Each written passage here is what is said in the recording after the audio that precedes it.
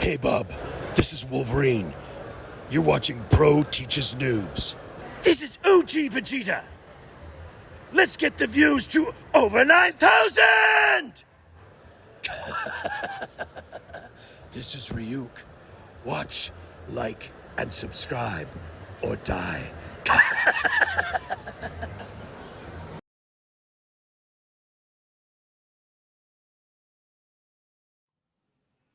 Hey guys, welcome to another lesson of Pro Teaches Noob. Today I have with me once again Eric and Alex. Hello, everybody. And today we have some more Rom Spaceknight. Yes, I am always psyched for Rom. Yep. And last time we left off, things started to actually go up for him a little bit. He started to and he was able he actually to met the X-Men, which is cool. Well, we'll get that. But first he stopped. He was able to stop Brenda from marrying that dire race. I almost said scroll for a second. It's the Marvel Universe. Close it up. Wrong duplicate. And the rest of the town now of Clariton know about him and are willing to protect him. Things are just going up. And then, much like when he met Jack of Hearts, now meaning the X-Men, it seems like, as Alex, you put it best, meeting a direct superhero seemed to put him in a bad position by the end. Yeah, it does. Those darn Marvel As he's now, they dealt with Hybrid, a horrific human dire race. It was horrifying. That is body horror. That is alien type body horror. And evil. More evil than most dire race we've seen. Yeah. Evil. But by the end of it, Kitty Pryde had used the device, which apparently could be both kill and send the limbo at the same time. Convenient. Yeah. I said Didn't know that. That was by far the biggest ass pull. Can we agree to that? Where Yeah, it can I thought it can only do that. Yeah, I set my laser from stun to kill. Oh, great. Yeah. But you get what I'm saying though. If the fact that it was both at the same time, that's where it's a little like weird. Well, how else are they going to get out of it? Well, I get it, but that was a case of the writer having to save their butts. Yeah, they're like, oh no, what do I do? Give them the both functions. Nobody's perfect. Not even Matlow, look how great as he is. Oh yeah, definitely. I will say, when I was ending it like that last time, last on a really big cliffhanger where Rom actually goes to. Well, this guy's always stuck in limbo, so this is a big one. All the enemies he's trapped in there are now going to be after him. Yeah. So, This is awkward, but how are you doing in limbo? It's not too bad in here, right? Your best friend wouldn't lie to you, Rom. This is limbo. And in limbo, the space phantom rules! The sun is fading now. The heavy snow clouds recede to a darker gray, shivering as their snowmobile skims over the fields behind Clariton, West Virginia. Brandy Clark and Steve Jackson race before the oncoming night.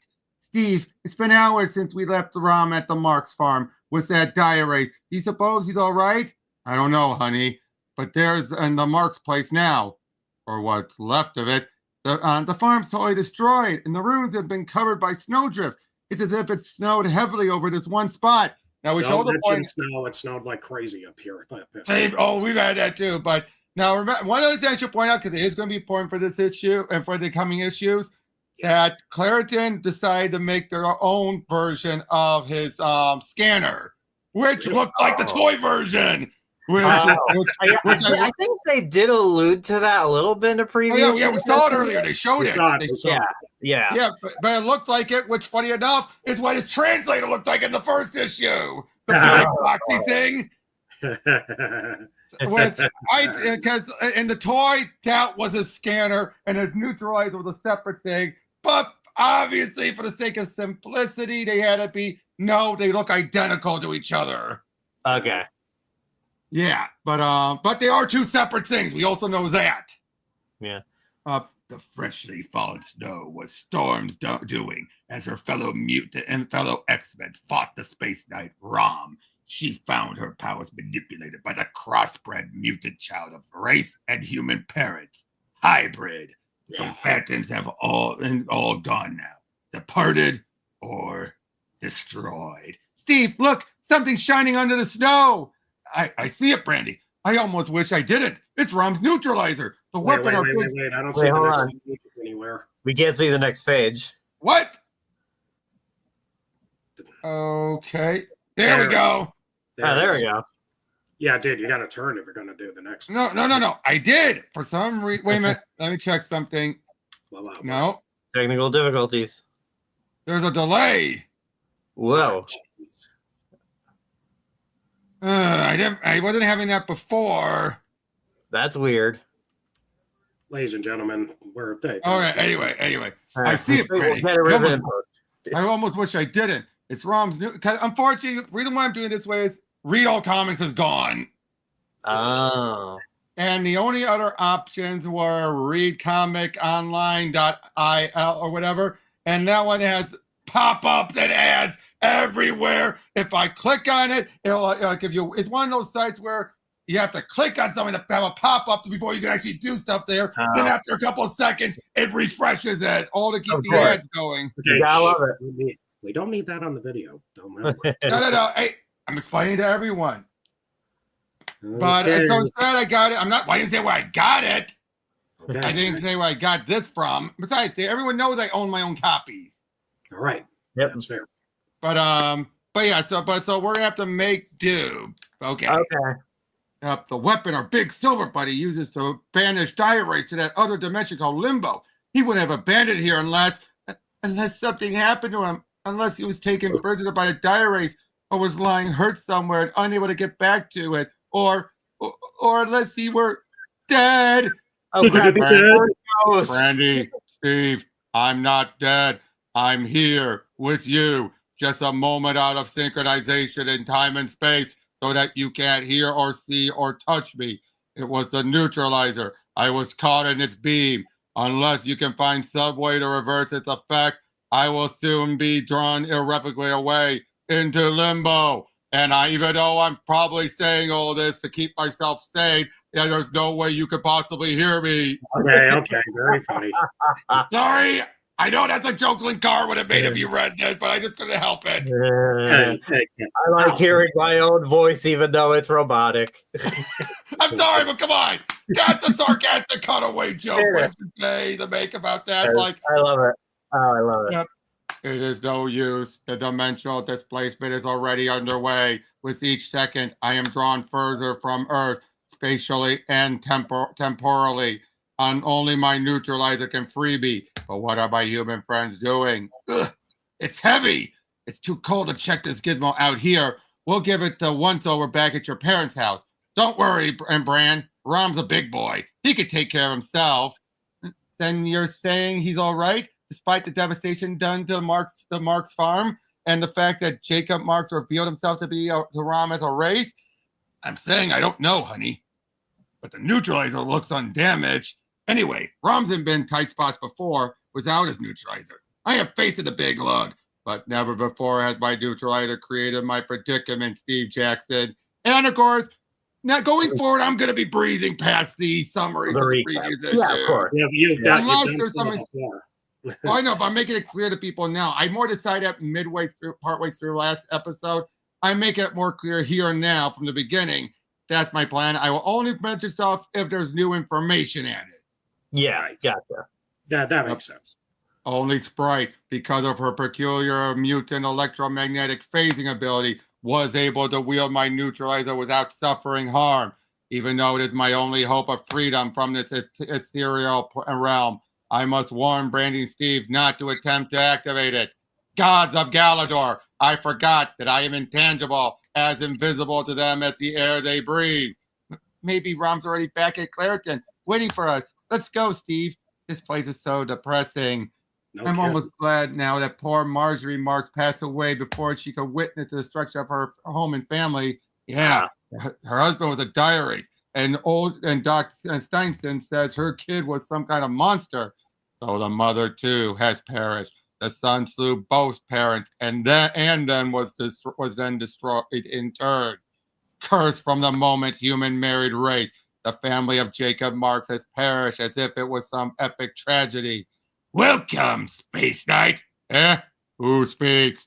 dire race, your enemies, Rom, or rather your victims. How does it feel, Space Knight, to share the fate of those you banish, to forever be able to see reality, but never to to affect it? What happened to the A? Anyway, Where's the A? I think there's a couple of letters missing. Yeah. Where did they go? Who knows? Yeah, where is it? You It's a mystery. okay, I think that was from the scanning process. I have a feeling. My guess Probably. is that looks like a case of the A was probably too faint and didn't carry over in the scanning to make it this bright and By the Yeah. way, I love how you're hamming it up. I feel like I'm watching Spider-Man and His Amazing Friends. It fits. It fits. It really does. I love it. Good race. What beneficial actions would you undertake were you able to set foot upon the earth again? For ill, then, Space Knight. We've watched you, Rom. We've seen you traverse the vast distances between Galador and this star system, ever banishing our people, ever adding to our ranks here in Limbo. We've watched and we've longed to make you suffer if we suffered. But think down, Rom. You are weaponless. Your neutralizer remains on Earth, out of your reach. I, Space Knight, and you are but one, while we are many. You are many because I have vanquished you. Many the times my neutralizer sang its song of banishment. But you are many, but you are race. While I am Rom, greatest of the Space Knights. Think on that, shapeshifters, while I undertake to explore this nether realm to which I am involuntarily exiled. As Rom follows the twisting byways of Limbo, a skulking, sinister figure watches him from afar. What is this? Another Galadorian comes to Limbo? Oh? Another? Bum, bum, bum. Oh, I smell plot twist. Yeah. Actually, we do have that. And not just any Galadorian, but Rom, wielder of the neutralizer, which opens the portal between reality and Limbo. A weapon which could set the space phantom free. Okay, everybody, recognize our baddest baddie now? Obviously not nowadays, obviously. No. Nowadays, we're like, who? Who? Yeah, I'm quoting Guardians of the Galaxy. Who? I love that. I love that. Yeah. Get out the Marvel dictionary. Yep. Mine is the power to assume the shapes of other mortals, taking their place while they fade into limbo. But lately, there have been precious few wayfarers in this timeless realm to ensnare and replace. Hence, I've been trapped here, bored out of my mind, having tricked the Thunder God Sor into rescuing my homeworld from this misbegotten place. I have only the 282. Got it. Yeah, I have only the scheming race to while away my exile with, and one other so drenched in self-pity as to become tiresome. Who? Karis! Remember Karis? The guy who wore the other armor? That Rom's friend from Galador? Firefall? The Firefall armor wielder. Right. Yes. Now Right. it's all coming together. How goes it with the hero of Galador, wielder of the living flame? How goes it with the space knight called Firefall? Why do you mock me, Space Phantom? Are there no other amusements in Limbo? Such a bitter welcome, Karis. I thought we were friends. Have we not spent endless hours in talk? You dwelling on the wonders of your world, golden Galador, while I listened with an avid ear. Yes, you have often induced me to speak of my homeworld, mocking me with the fact that you could return me there by assuming my shape. You would become me, while I would vanish from Limbo, returning to Galador where my human remains wait, being kept alive in the Hall of Science. Yes, such a deed is within my power, but ere now I treasured your companionship too much to lose you. You treasured having someone to taunt, Phantom. True, but I have come to see the error of my ways. I wish to make amends, Karis. You mean? Yes, I intend to become you. Gods of Galador, with but a thought the deed is done. And as you said, Space Knight, since two identical beings cannot coexist in the same space and time, you must vanish from Limbo while I impersonate you to win the trust of your fellow Space Knight, Rom. Rom, here? No! Bring me back! Back? How ungrateful you are, Karis. I've given you what you asked for, yet your Galadorian sense of chivalry prompts you to reject the gift. Why? Can it be that you suspect that once I have used Rom to win my freedom from limbo, I will return both him and you to this cursed realm between shadow and substance forever? Forever! Meanwhile, the shining silver cyborg wanders the limitless pathways of limbo, unaware of the plot being devised to deprive him of his freedom for all eternity. More rays barring my way. Why have you come here, Space Knight, to further torment us or end our wretched banishments by bringing us swift and merciful death? Neither race, brother. He is as much a prisoner of limbo as we are. I'm sorry, I just want to give him different voices. Yes. I get carried away. I'm sorry. For a second. No, it's fine. This is reminding me of an episode of the old Space Ghost cartoon when he would fight Ghost. No Zorak. Yes, No Zorak and Brack this time. No, Zorak. I am Zorak. That's all right. Brack choose. The only Brack to choose. Who are you? If Freddie Prinze Jr. ever gets... Okay. Who are you, race, or who were you? It seems to me that I recall your vile voice issuing forth from other lips. I, Space Knight, you knew me. In my human guise as Rachel Sweet. That was him. Using that U.S. government agency, Project Safeguard, to bring about your destruction. I was defeated because I placed my faith in science. My time in limbo has taught me the limits of science and affirmed the power of race sorcery instead. The race gestures and the pathway behind me begins to pulsate, to rise as if trying to thrust some living horror forth from itself. To disgorge monsters. Yeah.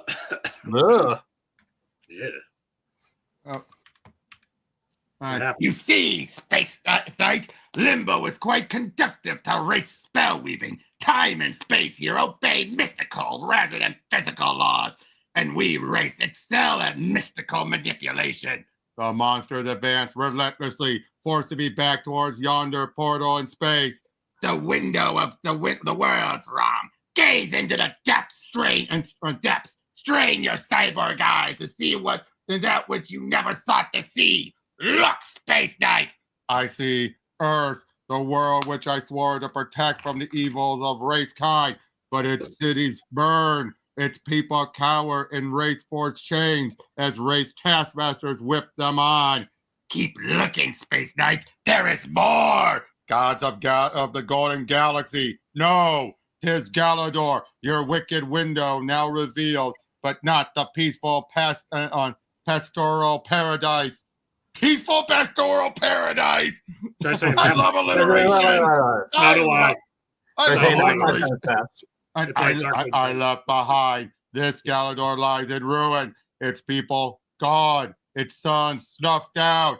You are the greatest of the Space Knights, Rom. With you on Earth, Galador was unprotected. We invaded. We conquered. With you in limbo, Earth is defenseless. Victory will soon be ours. No, you lie to weaken my will to resist. Your magic merely reveals possibilities. What might have happened, what may happen, what has transpired, or what will come to pass. Yeah, the diaries there, the silver ones, they kind of remind me of the Soggies. I mentioned that before. So, wait, does that mean the Soggies will rule? Oh, no. No more breakfast. No more breakfast. I did bring that up in one of the previous ones. I hate Soggy cereal. I don't know why my mom liked it. It for me, it depends on the cereal, and it's more for the amount of sugar that gets absorbed into the milk. Yeah, Frosted Flakes for me, man. I know. But anyway. You traffic in illusions, race, in spells designed to alter appearance of reality, not the fact, and your illusions can be dismissed as easily as your sorcerously summoned monsters. Can they, Rom? Can the questions, the doubts, the sense of hopelessness our revelations have instilled in you be so simply put from your mind? Or do they even now sap you of your strength as you wonder if all you cherish has been destroyed? Curse you, race. And yes, curse them, Rom, but resist them as well with all your heart, all your soul, and all your force of arms. Gah! The race conjured demon destroyed by a blast of fire. Who? Come, old friend. Have the centuries been so long since last we saw each other that you have forgotten? Garrus, brother Spaceknight, I thought you dead? Not unless you chose to call this non-existent in limbo a form of death. They have the race draw away from you. They have caused to fear the living fire which I command. Then again, I owe you my life, Garrus. Not so fast, and not so, Rom. Even had the race monstrosity succeeded in casting you down through the window on the world today, you would have arisen tomorrow to deal retribution to them. Nothing is permanent in limbo, not even death. There are too many alternative probabilities. Look, and like those images they showed you of Earth and Galador. Reality may or may not be the way it seems. And you, Garrus, how is it you come to be here? Now to tell him the tale the real Garrus told me. Now to tell him the tale that the real Garrus told me. So this wait, I just realized what is with why is it yellow? No, why is it yellow now? Probably because it was meant to like the disguise space phantom begins. You seem to recall that dark day. That's why the transition 200 years ago. Or could it have been a coloring mistake? Who knows? Yep. When the race fleet drew nigh to Galador, we Space Knights formed a line of defense in orbit. Garrus, wait for the invader to attack us. For the glory of Galador, Rom, first blood will be mine. Yeah, the power of Greystone. I know, if it was the living fire coursing through my veins that made me so impetuous in the sweep of the ensuing battle, I lost sight of our warriors. Behind enemy lines, I soon encountered one of the race's dreaded death wings. It was a desperate duel of living fire against soul-numbing ice. I won, but the contest left me so exhausted that I had neither the strength nor the will to resist when a race destroyer found me. For the race, my capture was a sweet stroke of fortune. They were defeated, en route. Their invasion had been a debacle, but at least they had a captive Space Knight to show for their troubles. So they decided to take my cyborg armor apart and see what made it function. They understood that I was alive, grafted to the armor, and that any attempt to separate me from it would cause me incredible pain. But causing me to suffer was their way of assuaging their humiliation over their defeat. Though immobilized by their science and sorcery, I fought them with every iota of energy in my armor's cyborg circuitry. It took them 200 years, but when I sensed that they were finally about to breach my Space Knight armor, I robbed them of satisfaction by using the living fire to phase my human id to limbo. Your id, then your physical self, which lived within the Firefall armor, was destroyed when the race succeeded in driving me out. Still exists only because here in limbo, a being's energy essence, his life force, can take on that being's form. I came to Earth to battle the race and was accidentally banished to limbo by my own neutralizer. Yes, your neutralizer. If you were back on Earth, you could use it to free me and return me to Galador, where at least half my humanity still exists. As the Space Phantom, I could send Rom back to Earth, but he must believe I am Garrus, his friend, so that he will use the neutralizer to free me. Rom, if there were some way I could return you to Earth, Garrus, that keying whale, do you hear it? It is the race, old friend. They have found courage in numbers and now seek to defy the laws of limbo, hoping to destroy us for all eternity. The race. No, they can't interrupt, and they can't interrupt now, not when I'm so close to achieving my freedom. Without my neutralizer, I can pit only my strengths against their sorcery. Where are you, Garrus? Why do you not help me? Because I'm not Garrus, you Galadorian cretin. The Space Phantom has no war with the race. Back, you sorceress. If you're going to insult me, do it right. I know. Back, you sorceress space scum. I have no quarrels with you. Garrus, they overwhelm me. Use your living fire, old friend. Drive them from us. Living fire? Of course. I have no reason to fear the race. And now I realize I have no need of Rom. I thought only Rom's neutralized. You just told the story of how the fire was able to send him to limbo, and only now? How you realize he's so wrapped up in loneliness, he only now realizes he just wanted that long I saw your look, Alex. Even you realized it when I do. Like, wait! It just It just dawned on him. I've been in limbo for so long. How could I not realize it? I forgot that. And I was going to say, like, you just wanted that long, red, flowing hair, you know? I thought only Rom's neutralizer could fear me. I was wrong. If the living fire could send Karis into limbo, why can't it send the space phantom out? That scream like a soul of fire. Karis! And hail and well met, old friend, for the first time in more than 2 centuries. A second Karis appearing out of the ether, while the first transformed into some sinister alien visage. He is the space phantom, Rom, a shapeshifter, no less evil than the dire race. Like us, he was trapped in limbo and sought to win his freedom by duping you into believing him to be me. I do not understand, Karis. How can I free anyone when I am trapped here myself? The space phantom occupies the space of the one whose form he takes. Usually this results in his banishing his victim into limbo. However, since the space phantom himself was trapped in limbo, he sought another means by which to gain his freedom. First, he became me to win your trust. Then he intended to send you back to Earth by taking your form. Then the reverse of his power's normal effect. Once on Earth, you would have retrieved your neutralizer and used it to open the portal between limbo and reality. Expecting your good friend Karis to emerge, you would have been surprised to see the space phantom stepping through the rift in dimensional space. So surprised, in fact, that the space phantom would have had time to again take your identity, sending you to limbo for all time, while he took your place on Earth permanently. His plan seemed perfect, and yet it failed. Why? It failed because I failed to master the living fires of Galador. As its name implies, it is truly a sentient power, alive. It obeyed me as long as, true to Karis' nature, I used it against the race. But it refused to obey you when you sought to use it in a manner that was not compatible with Karis' intention. Your entire scheme was based on a misconception, Space Phantom. Had I returned to Earth, my neutralizer can only banish, not free from banishment. Then we are doomed to limbo forever, doomed to face the endless onslaught of your enemies, the dire race! They will wage war without end on us now, filling all limbo with mindless destruction, since all who fall will rise to fall again and on into eternity. And do something, Galadorians! You have strength and the living fire! Save me!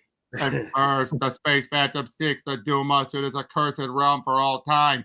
And now he seeks our aid, but fight we shall, Karis, and die if we must, as space knights. Not we, Rom. Your place is on Earth. Continue your quest on the planet you have pledged yourself to protect.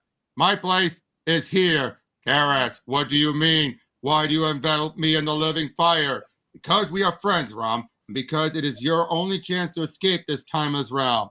You reopen the dimensional rift, returning me to Earth? But if you can save me, Karis, why do you not save yourself? As the living fire alters the fabric of time and space around it, Rom passes through the dimensional portal, going from limbo to Earth. I can only exist here, Rom. When the space phantom phased me back to our homeworld, I discovered I had no humanity left to return to. What do you mean, Karis? Our human remains are cryogenically preserved in the Hall of Science. Return to Galador and see for yourself, Rom. For Galador no longer what, Karis? No longer what? Between Earth and limbo closes. What did you mean, Karis? Does Galador no longer exist? Was that vision the race showed me of Galador in ruins a reality? Tell me! The shimmering silver space knight receives no reply to his plaint, and save the sibilant signs of spirits slowly vanishing within the wind. Ooh. Oh, but we have more of the saga of the Space Knights. The saga of the Space Knights. Let's do it.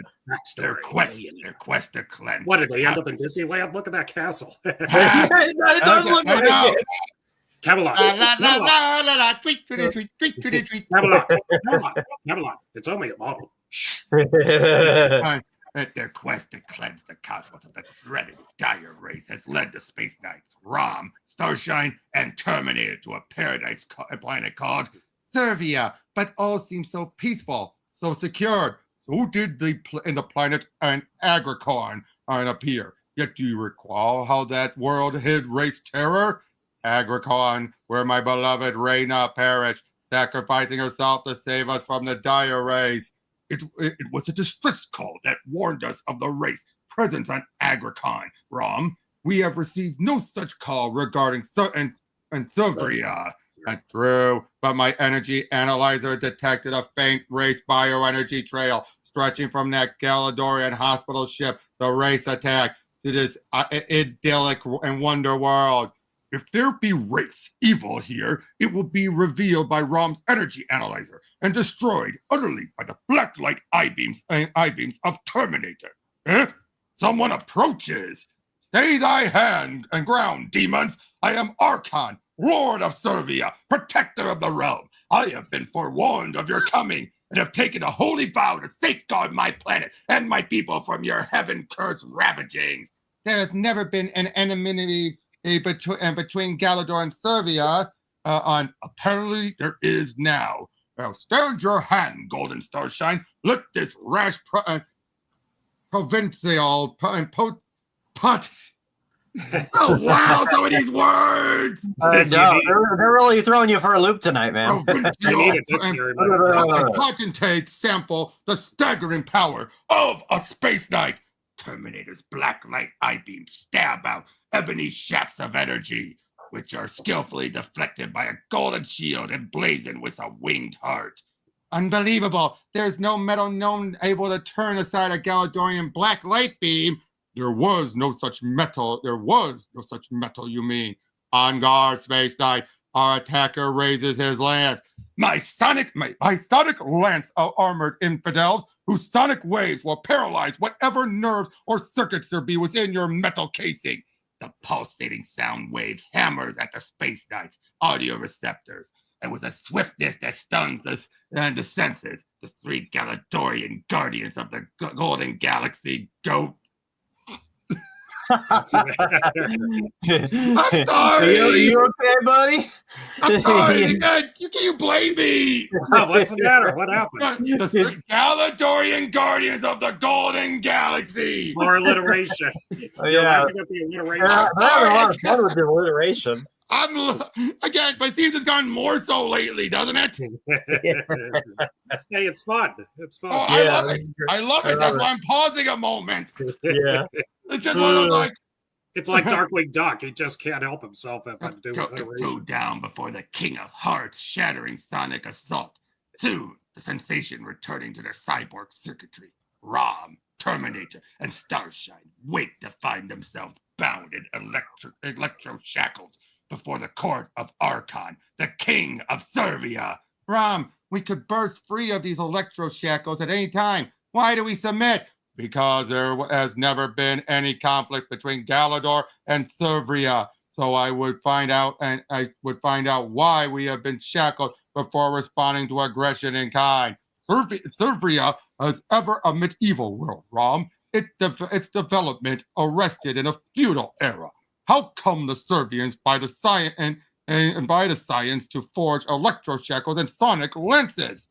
We will only find out by asking, Terminator. Archon, it is Starshine, Space Knight of Galador, who speaks. I demand to know why you have treated us as enemies, those who have come to save your world from evil. Lying witch, you are not from Galador. Galador no longer exists. We have heard it was overrun by race kind.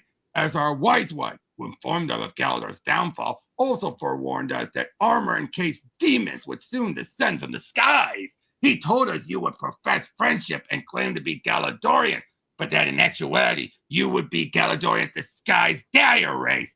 And has not all come to pass, even as I foretold, O king? Yes, wise one, the deceivers are here, and your weapons made us ready for them. There is indeed foul deception at work, Archon. Use your light eyes to reveal the truth to the assembled Servian Starshine. The truth that it is not we Space Knights who are disguised, but the King's Council. Like the light, it sees, it reveals. God in the light eyes glow. There is nowhere the race can hide. The King's advisor, he's not Servian. But what is he then? One of the lowest orders of life there be, a scheming destroyer from out of the dreaded Dark Nebula, wielding science and sorcery. His kind have enslaved worlds, chaining their inhabitants in shackles such as these which my black light eye beams now disrupt. He is a fool and fiendish murderer, a pillager of planets, an emissary of evil. Terminator, hold. Let me summon my neutralizer, and I will banish the creature to limbo. No, banish is too good for such as he. Destruction is all a dire race deserves. Oh, God. Jesus. But the shape-shifting race is not the only thing destroyed by Terminator's black light beams. Whoops. It is rage. The Space Knight cuts us sways of devastation through the castle, causing the gentle Servians to flee him in terror. Stop! What are you doing? The enemy has been dealt with, yet you continue to menace my innocent people! Again, you dare confront me with that forward shield, King? You must be taught not to place your face in false armor. Ah! A savage killing mood is in the ebon armored Space Knight. And by the time it passes, the King of Servia, who had only sought to protect his people, lies as cold and dead as stone. You killed him, Terminator! Gods of Galador, you slew the king! You murderer! We came to help these people, not to destroy them! A madness came upon me, fair Starshine. I knew not what I did. It is past now. I am myself again. You will return with us to Galador then, Terminator. Stand trial, you mean? Yes, Rom. I will return with you to Galador. Oh, God. Jeez. Oof! Whoa. Oh, God. Star wires clash in Battle of the Space Knights. Yikes! Like, It is early evening in mind Clariton. games. Yep, in Clariton, West Virginia. In homes all across this quiet community. Dinner dishes are being cleared away, and television sets are being tuned to the usual primetime provender. Not in the living room of Jonathan and Sarah Clark, however. There is a somber gathering of Claritoners. I missed it, the comma. There, a somber gathering of Claritoners has assembled around an alien device, rather incongruously set on an ordinary coffee table. Yet it is not so much the Galadorian neutralizer which concerns them, but the fate of its owner. Oh, Steve, do you really think there's any chance your homemade energy analyzer will help us find Rom? I don't know, Brandy. The best we can hope for is it to detect some sort of energy trail emanated by the neutralizer that we can trace back to Rom. We owe that Space Knight our safety, perhaps our lives. If Rom hadn't opened our eyes to the presence of the dire race infesting Clariton, why, I shudder to think what might have happened to us. These are ordinary Earth people, then, who have come to regard with friendship and trust Rom Spaceknight. Randy Clark with the... And we're getting summaries again. Again. Only up to a point, though. Mm-hmm. Is your energy... Okay, now that's fine. At least it was 2 panels. Yeah. Oh, that was Is your energy analyzer ready, Steve? I can't be sure, honestly. I mean, I base the design on the same principle by which Rom's energy analyzer works. But neither Rom nor I being a scientist, I had to rely on the computer whizzes at the lab where you work to build me a functioning counterpart. I couldn't tell them where I'd gotten the notion from or what I needed to sing for. So I had to bet them that they couldn't build one. That got them. They quit playing Dungeons and Dragons and had the thing ready in 2 days. Cost me $450. Wow, back then that was a lot. Yeah. Damn. Yeah. Yeah, back in the 70s. Back then, Candy stick was only... That would have been like up to, not 1,000, but close. Yeah, it's so hard to get an energy analyzer these days. Jeez. Well, especially in the 70s when there was an energy crisis. Exactly. The Jerry-built analyzer's beam strikes the Galadorian neutralizer, and both devices suddenly glow. Holy mackerel! Rom's neutralizer is reacting to the analyzer's beam as if it was some kind of enemy probe. The neutralizer is defending itself by beaming enough power back at the analyzer to overload its primitive circuits. Look out! The thing's gonna blow!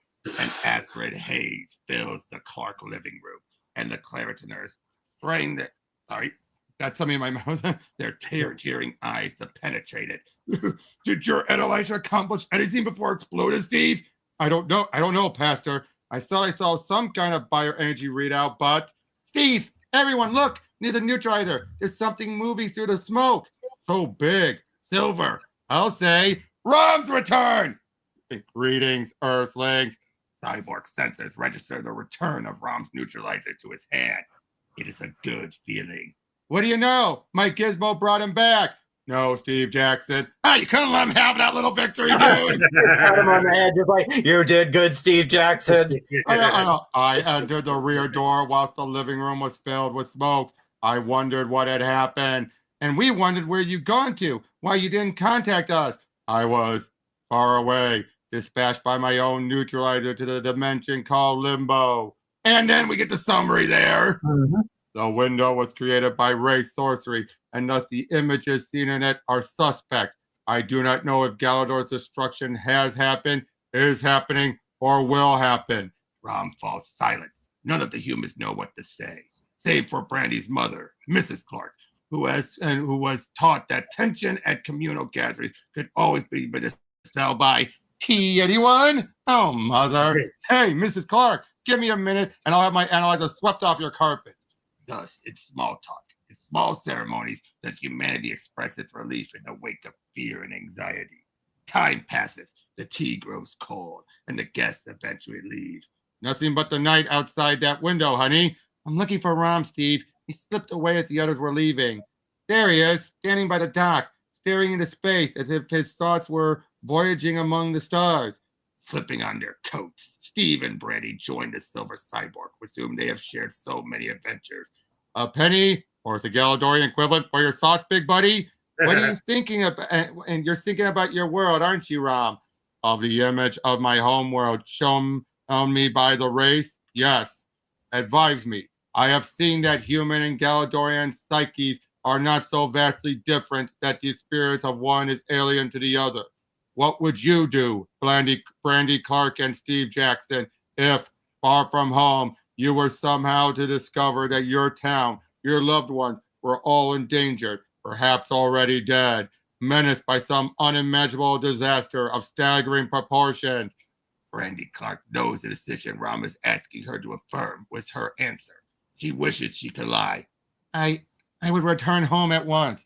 At once. The distance between our worlds are vast, measured in light years. Even at light speed, it took me close to 200 years to journey to Earth. Sure, but you don't have to go back that way. You could teleport or get a hold of a starship equipped with warp drive. The terms are unknown to me. Steve, why fantasize about some silly science fiction concepts? I'm not fantasizing, honey. Heck, I've heard that the Fantastic Four and the Avengers hop to all sorts of different galaxies to fight aliens like the Kree and the Skrulls. Those are just stories invented by the New York news media. Perhaps What? not. But he's from a small town, dude. Yeah. Yes. Still, that's a bit of a stretch. He lives in West Virginia, several miles away from New York. Yeah, aside from seeing the dire race, she probably thinks that those are the first aliens that made it to Earth. Nah, that's still a bit of a stretch, I'd say. No, that is not for a small town. You've seen nowadays it would be. Nowadays I would agree. Even then, a lot of small towns still don't have internet, so I wonder. Well, okay, if the existence of the Kree and Skrull races are known on Earth, then there must be some truth to Steve's assertion that some Earth humans have the capability of instantaneous space travel. If that is indeed the case, then I may be able to return to Galador to find out if the images shown me by the race is true and return to Earth before racekind takes advantage of my absence to wreak its evil on mankind. Transition, changes of scenes to somewhere in the depths of this planet we, its inhabitants, call Earth. A strange chant, guttural, inhuman, obscene echoes off the walls of a subterranean cavern. The chanters shuffle in a ceremonial circle around a dark disk in which stars can be seen to feebly shine.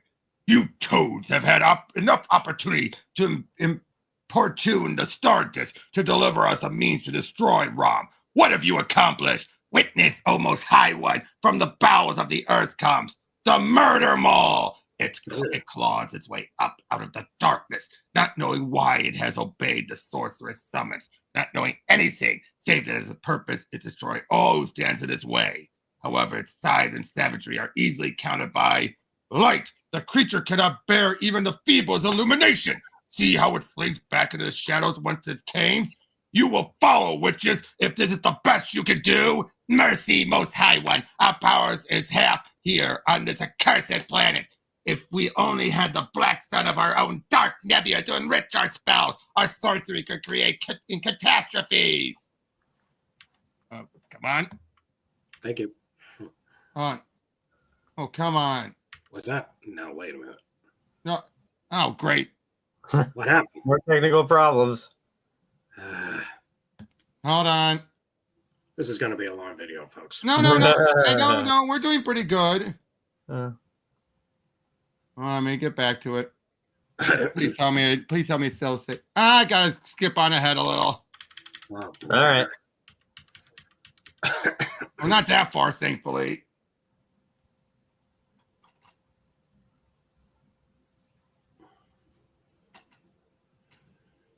On. Dog, if we dwelt still in the dark nebula, we would be unconquerable. But the accursed Galadorian space knights drove us from the dark nebula and through space to pitiful primitive worlds such as this Earth. Here we must rally against them, or they will destroy us before we reattain our previous level of power. You would aspire only to that level at which you suffered defeat at Galador's hands before, race. I not raise your sights and your abilities to a higher plane from which you may bring about annihilation of your enemies and the subjugation of all space.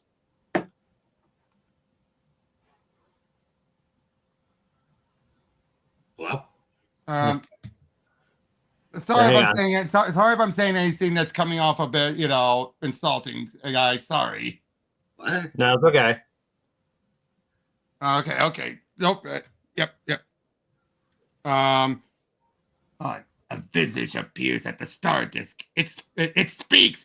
No, that star disk is an instrument of race sorcery. It cannot be made subordinate to a non-race intelligence. Be that as it may, I have discovered your star disk to project my image to the planet of your exile, that I might offer you a triumphant victory over your enemy and mine. Destroy Rom, and I will give you Galador. Who are you? Call me Mentis, for mine is the mind, and mine that has conceived the method of Galador's the mine. Yet you wear Space Knight armor. There's no disguising Galadorian workmanship. If you wish my aid in achieving your end, you will you will not press too far into the secrets of my origin. Rest assured that our purpose is the same, or reject my offer and go about your bumbling way on your own. I have seen the ludicrous results you have procured thus far upon Earth. I accept your offer. Good, then we are allies. First, in order to turn Earth into a base of operations, you must get Rom off-world. I've already planted in that desire in his cyborg mind. Now it must be reinforced. Your ineffectual witches shall serve that purpose admirably. Once they have been transformed by the merest application of my mental powers. Most High One, save us! They changed, but this shift in shape is not their doing. No, they take on the appearance I wish them to assume, that they might approach Rom and play upon his doubts, his fears, his guilt, to undermine his reason. You cringe, high race. You recognize the shapes your witches have assumed, and so shall Rom to his everlasting regret. Ooh, that guy's creepy. I don't know whether to play him up as Robot Red Skull or Frank Langella's. I know the skull. Yeah, the skull. Yeah, or Frank Langella's Skeletor from the live-action movie. And now, the longest speech ever. The nostalgia sleep. Kneel before your master. It is the small hours of the morning in Clariton, West Virginia, and still Rom stands by the lake, trying to decide on a course of action. His decision made more difficult by his concerns for us. Rom knows that unless he can voyage to Galador and back quickly, he may return to find a defenseless Clariton, overrun by vengeful race, all who befriended him made captive. Or worse, I want Rom to set his mind to rest by returning to Galador, but I don't want to die in his absence. I also don't want to leave him and see him leave, never to return. And As Brandy tries to sleep, an eerie glow shines out over the lake, a glow that intrudes upon the introspection of the great silver space knight. What? Not what, Rom, but who? Starshine, my sister space knight, here on Earth.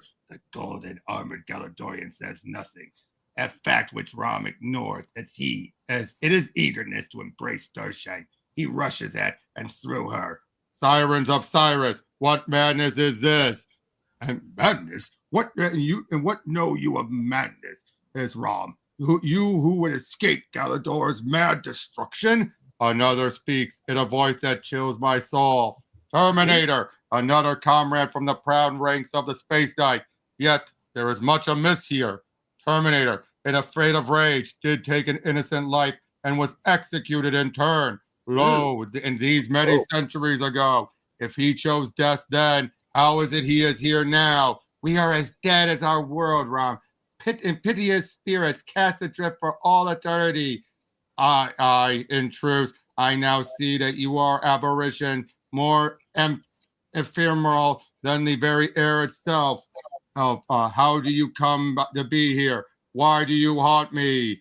I'm getting Marley and Marley vibes now. We're Marley and Marley. It is when you doubt your senses. We come from the veil beyond the red dress of a great way to readdress a great warning. Gaze, Rom, upon that which is an image formed, one I have seen ere now. It is Galador, my home world, in ruins, as the dire race did claim. No, it is a lie. I am plagued by doubts, and some misworkings of my cyborg memory circuits makes those doubts real. I'm sorry, he's calling. I don't. All right. We are not creatures of your conscience, Rom, and will not be as easily dismissed as your guilt. You stand accused of abandoning Galador in her hour of need. Light beams polarize, apart strike the stunned space knight. Why does my guilt hurt so much? Though they lash his cyborg senses with searing pain, Rom makes no move to defend himself. These spirits, after all, were once his friends, and their accusations feed directly into his own self-doubt. Rom accepts their judgment of him without question. Besides, if Galador is no more, then Rom has no further desire to go on. No, stop it! You're hurting him! Rom, fight back! Don't let them destroy you! Brandy Clark has heard Rom tell of the Space Knight, of their courage, their gentleness, their humanity. All she sees in Starshine's cyborg eyes now, however, is cold and calculating hatred. Away, lesser life form! Ah! Starshine, Terminator, if Galador is indeed destroyed, then I accept your judgment of me. You may punish me as you will, but leave the human alone. The maggot will die. And Rom always told me how good the Space Knights were, how just, how kind. But I sense a wrongness about you two, something utterly unmistakably evil. Evil? Oh, that word seemed to shock Rom from its guilt-ridden torpor. His cyborg optoscreens blaze angrily. There is no moon over Washington, D.C. this night. Symbolic, perhaps, of deeds best undertaken in darkness. It must be here. It's gotta be. The file that could save my reputation. My career. Yes, the ROM file compiled by Ace O'Connor before her disappearance. Ace's photos and notes should confirm my story that empty. Good Lord, am I going mad? No. Agree yourself, Mac. But he calls himself by his full name. Maybe he really is going mad. And look, his mustache, the coloring. He's gone so mad his mustache is gone. No, it's still there, but look. Might as well be gone. Suddenly. And freeze, Buster! I told you I heard someone in the fire room, Mr. Dunstan. Kilburn, I fired you 3 weeks ago. And yes, Mr. Dunstan, you did. But I'm on the story of the century, and should I call the cops to pick up this guy, Mr. Dunstan? No, Harry. Kilburn's just a harmless hack. Escort him to my office. I'll be responsible for him. You're lucky I was working late to get the paper to bed, Kilburn. Harry might have shot you. Really? Wow, I thought cops nowadays were overzealous. Ask questions later. Jesus. Now, what do you want? A chance to cover the alien story Ace O'Connor was working on before she disappeared, Chief. Rom's real. I tell you, I've seen him. Wait a minute. What do you mean before Ace disappeared?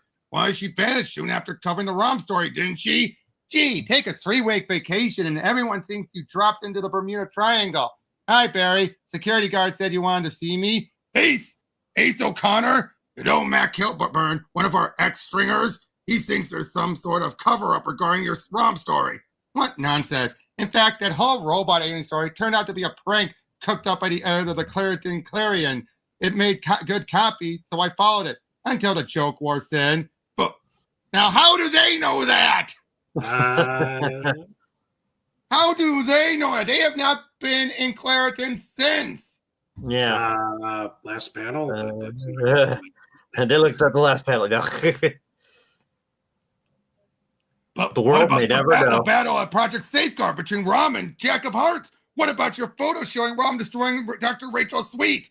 Have you interviewed the Jack of Hearts? No one knows where to find him, and the government claims Project Safeguard never existed.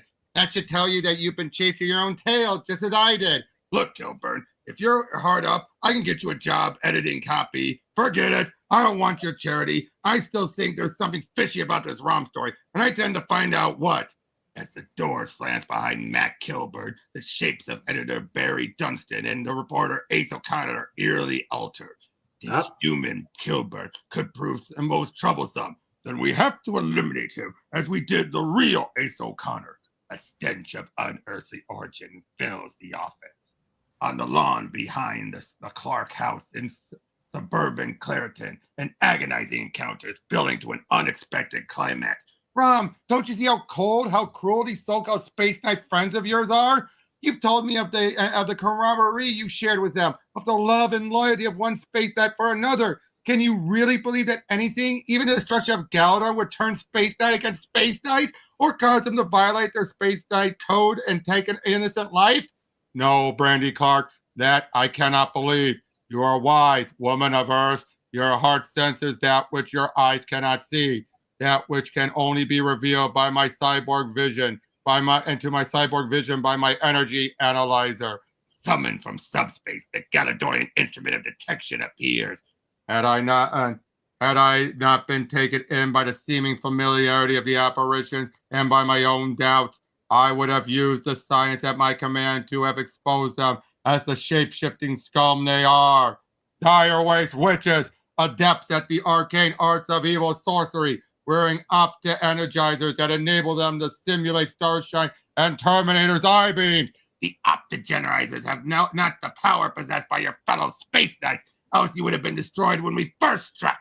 But still, they can hold you at bay while we make good our escape. No, race vermin, your only escape shall be to limbo. Nice try, guys. Replaced by his neutralizer. Rom banishes the diaries to that dimension between dimensions, from which he himself only recently escaped. Dematerializing his neutralizer, Rom is immediately awake that there remains one who needs comforting. It was you who saw through the race deceptions, Brandy, though I wish I could have spared you the experience. This is my world, Rom. I have to be ready to defend it. We can't leave the task solely to you, no matter how much the race terrify us. You are brave, woman, but not brave enough to want to face the race alone while you return to Galador. To Galador, everything that has happened these past few days seems to urge me towards that end. The image shown me of Galador is destroyed, the appearance of two race disguised as my friends of old to reinforce my longings and my doubts. You must go. You will go. I understand that, and it makes me afraid. What will become of Clariton in your absence? Have no fear on that score, Brandy Clark. I swear to you that I shall not depart Clariton until safety first be secured. To do so would be to violate my duty and my desire. Bearing Brandy gently in his arms, the silver space that carries her towards her home. Rom's cyborg circuitry thrills at her warmth, her nearness. Oh, cyborg boner! You were taking it, come on! Dude, you're giving me that image of Family Guy where they're all in the knight armor and the medieval. I know. Ting, ting, and pour more. Ting. Even as Brandy thrills at the feeling of being held in Rom's arms, neither one dares tell the other of the emotions they are experiencing, and neither is aware that they are being watched mystically from afar by a malevolent intellect whose abiding passion is to destroy their unspoken love and ultimately their lives. The images of the stardust show you failed, and you failed, Mentis. The witches you transformed to look like space knights did not destroy Rom. They did not possess the power to defeat the space knights race, nor was Rom's destruction their purpose. Then why send them to their slaughter? As I told you, race, I wish them to reinforce in Rom his longing to return the far-off Galador. Soon, Rom will do so. There, he shall find both Mentis and his doom awaiting him, while Earth remains defenseless, ripe for the ravagement by the unholy hordes of race kind. He will get his revenge. Oh, but the trial of Terminator. 200 years ago, a somber assemblage of space knights gathered on Galador to witness. And begin, Londra, you who are called Starshine. And before all assembled, Prime Director, I do accuse Terminator, my brother Space Knight, of murder most foul. The greatest of the Space Knight, Rom, stands silent, his cyborg heart rent by this spectacle of Galadorian condemning Galadorian. The Prime Director, too, regards this tribunal with grave misgivings. Is this the path to which the race war has led its people? It was on an idyllic world called Suvria in the presence of Rom and myself that Terminator did train its lethal blacklight eye beam upon an innocent life form, causing that life form's death. We arrived to find Servia's king taking counsel from the enemy, a disguised dire race. A madness came upon me. I slew the race, yet I also wreaked wanton destruction on the peace-loving Servians for their unknown acceptance of the evil in their midst. Their king, above all, seemed to embody their naive simplicity, which had placed their world and ours in jeopardy. So flaunting the Servians for their simple nature, you slew their king? Yes, Prime Director, we are at war. The Servians harbored the enemy, the same that robbed me of my humanity and made me a man of metal forever. A hush falls over the chamber. There is not a space knight in attendance who does not understand the passion that ruled Terminator. There may even be those who sympathize. It is Rom who gives voice to that sentiment. I ask mercy for Terminator, Prime Director. Mercy? That ebony-armored assassin violated his space knight oath never to take an innocent life. There is no space knight present who would argue that, Starshine, nor is there any here who has suffered as has Terminator. Do you not recall how we came to be what we are, fair Starshine? I do, for I am called Rom, which in Galadorian means before all others. Perhaps that is why I was the first to volunteer when the followers of Galador's youth. Blah, blah, blah, summary. His body is destroyed, so he's stuck in that. He has no humanity. But unlike the rest of us, it cannot be said that Terminator has any humanity left to return to. Who can blame him, then, for becoming as cold and as cruel as the suit of armor which all the existence he shall ever know? I have killed Rom, and may kill again. Do not defend me. And yet, Rom has defended you, Terminator, and in doing so has moved us all. I am also aware that it is the race war which has made all of us, a once peaceful people, given to pleasant pastimes other than what we are. Yes, the race war has made us cold and cruel. But we would be no better than the race if we were to judge without mercy. You, Terminator, are guilty of taking an innocent life, of violating your space knight oath. I shall let you name your sentence, death or banishment. The choice is yours. For what seems an eternity, there is silence, and then kill me. No, Prime Director, spare him. I beg you. I thought you would rehabilitate him, not kill him. Silence, little sister. Terminator has chosen to end his existence. If I had let him die with his planet, instead of imprinting his brain pattern upon Space Knight circuitry, this day would never have come to pass. I am thus somewhat to blame. The race wars impose hard choices on us all. I made my decision then. Terminator has made his now. The glowing globe of power levitates the Prime Director's hand. and tongues of living fire entwine themselves about Terminator, consuming him in seconds. It is over. Over? Terminator is no more. Somewhere surrounded by great darkness, a voice cries out, "Is this Gus?" Another voice answers, "No, I have commuted your sentence. I did not ask for commutation. I asked for an end to my accursed existence. And I have other plans That is why I teleported you here to this hidden corner of Galador. You are too useful to me alive. I could not let those cyborg simpletons jeopardize the future. I wanted to die, to be released from the horror of my life. The choice was mine. Freedom of choice, the precious commodity. My gauntleted fingers brush Terminator's faceplate, and the ebon armor space knight feels the will drain out of him. The commodity too precious to be wasted on those whose emotions rule them. I will decide what it is you want from now on, Terminator. As I have said, I have plans. Yeah, I had a feeling that Terminator was going to be involved somehow, even if they said that he was executed. Yep. I had a feeling. Yep. With his last remaining moments of consciousness, Terminator feels his brain patterns fleeing into a far corner of his mind, leaving his cyborg brain a slate wiped clean, ready to receive the instructions of Mentis. Not suspecting that the execution of Terminator has failed to come off as planned, the Space Knights are rocked by Rom's announcement that you're leaving Galador star system? Why? The race have spread their evil far and wide. Worlds light in years distant are in need of our protection. I would carry my quest hither alone. Understanding Rom's unspoken motives, the Prime Director nods his agreement.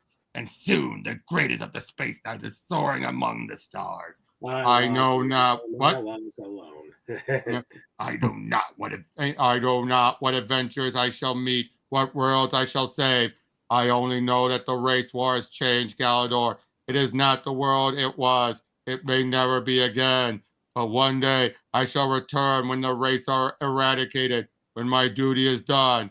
And then what wonders shall I see? It was 200 years ago that Rom left Galador. Some say it was the execution of Terminator that made him go. Move over, Rom. There's a new hero in town. The Return of the Torpedo. Introduced in a different comic. Which comic? Don't mention it. Oh, but yeah, Marv Wolfman created him. Okay. Yep. It says dedicated to Marv Wolfman, creator of Torpedo. Got it. Since his arrival on Earth, the fate of this strange silver space knight has been interwoven with that of the sleepy community of Clariton, West Virginia. He has saved it from destruction, become its guardian angel, and thus has hesitated to leave it unprotected until now. So, foes, here, move over, Rom, move over, Rom, move over, Rom. 3 times you've seen that. Yeah, they have a hat trick, folks. Yep. So Rom's thoughts range far and wide. They ever return to the paradise planet called Galador, world of my birth, whence I did set out 200 years ago to pursue the dreaded dire race across the cosmos. It was a world of wonder that I left behind me, and yet it appears at a shattered ruin, its people dead, its glory gone. When I did blah blah more of it. What questioning? Sorry, folks. The comic is somebody's first. I know, but I can't keep on going over these, especially when they pontificate so much. Yep. If there was some way to span the void of space between Earth and Galador in the twinkling of an eye, or if only there was some champion whom I might convince of the danger of the race, who could safeguard Clariton in my stead. Then Rom takes to the West Virginia sky, unaware that the solution to at least one of his problems may be headed towards Clariton at that very moment. In the cab of the rented moving van sit Brock and Lorraine Jones and their 3 sleeping children, Danny, Eddie, and their newborn Nell. Sun's up. Oh, Brock, you drove through the whole night? And you looked like you needed your sleep, honey. I didn't mind. Besides, gave me a chance to see a sunrise over our new home. Hey, kids, wake up. We're in Clariton! And my first customer of the day. I better get the pumps unlocked. Morning. Did I trouble you for directions to the Mason house? Sure thing. You the folks that bought it? Say, that's great. Welcome to Clariton. Thanks. Is everyone in town as friendly as you are? Nah, they're friendlier. Look, just hang a right at the light, and you'll see a for sale sign on your left. Thanks. Thanks again. I'll be back for gas. No problem. In the office of his gas station, Steve Jackson makes the call. The Mason house has been empty since the Masons, who were dire race disguised as humans, were banished by Rom. It's nice to know folks are moving back into Clariton. Hi, Brandy. Roll out the welcome wagon. I didn't think towns like this exist anymore, Brock. I'm so glad you decided to quit your boring job at Delmare Insurance to take a position coaching the Clariton High School football team. Even if you had to live on less, at least you'll be doing what you do best. Yeah, only wish our move to Clariton had been voluntary and not for a run for cover.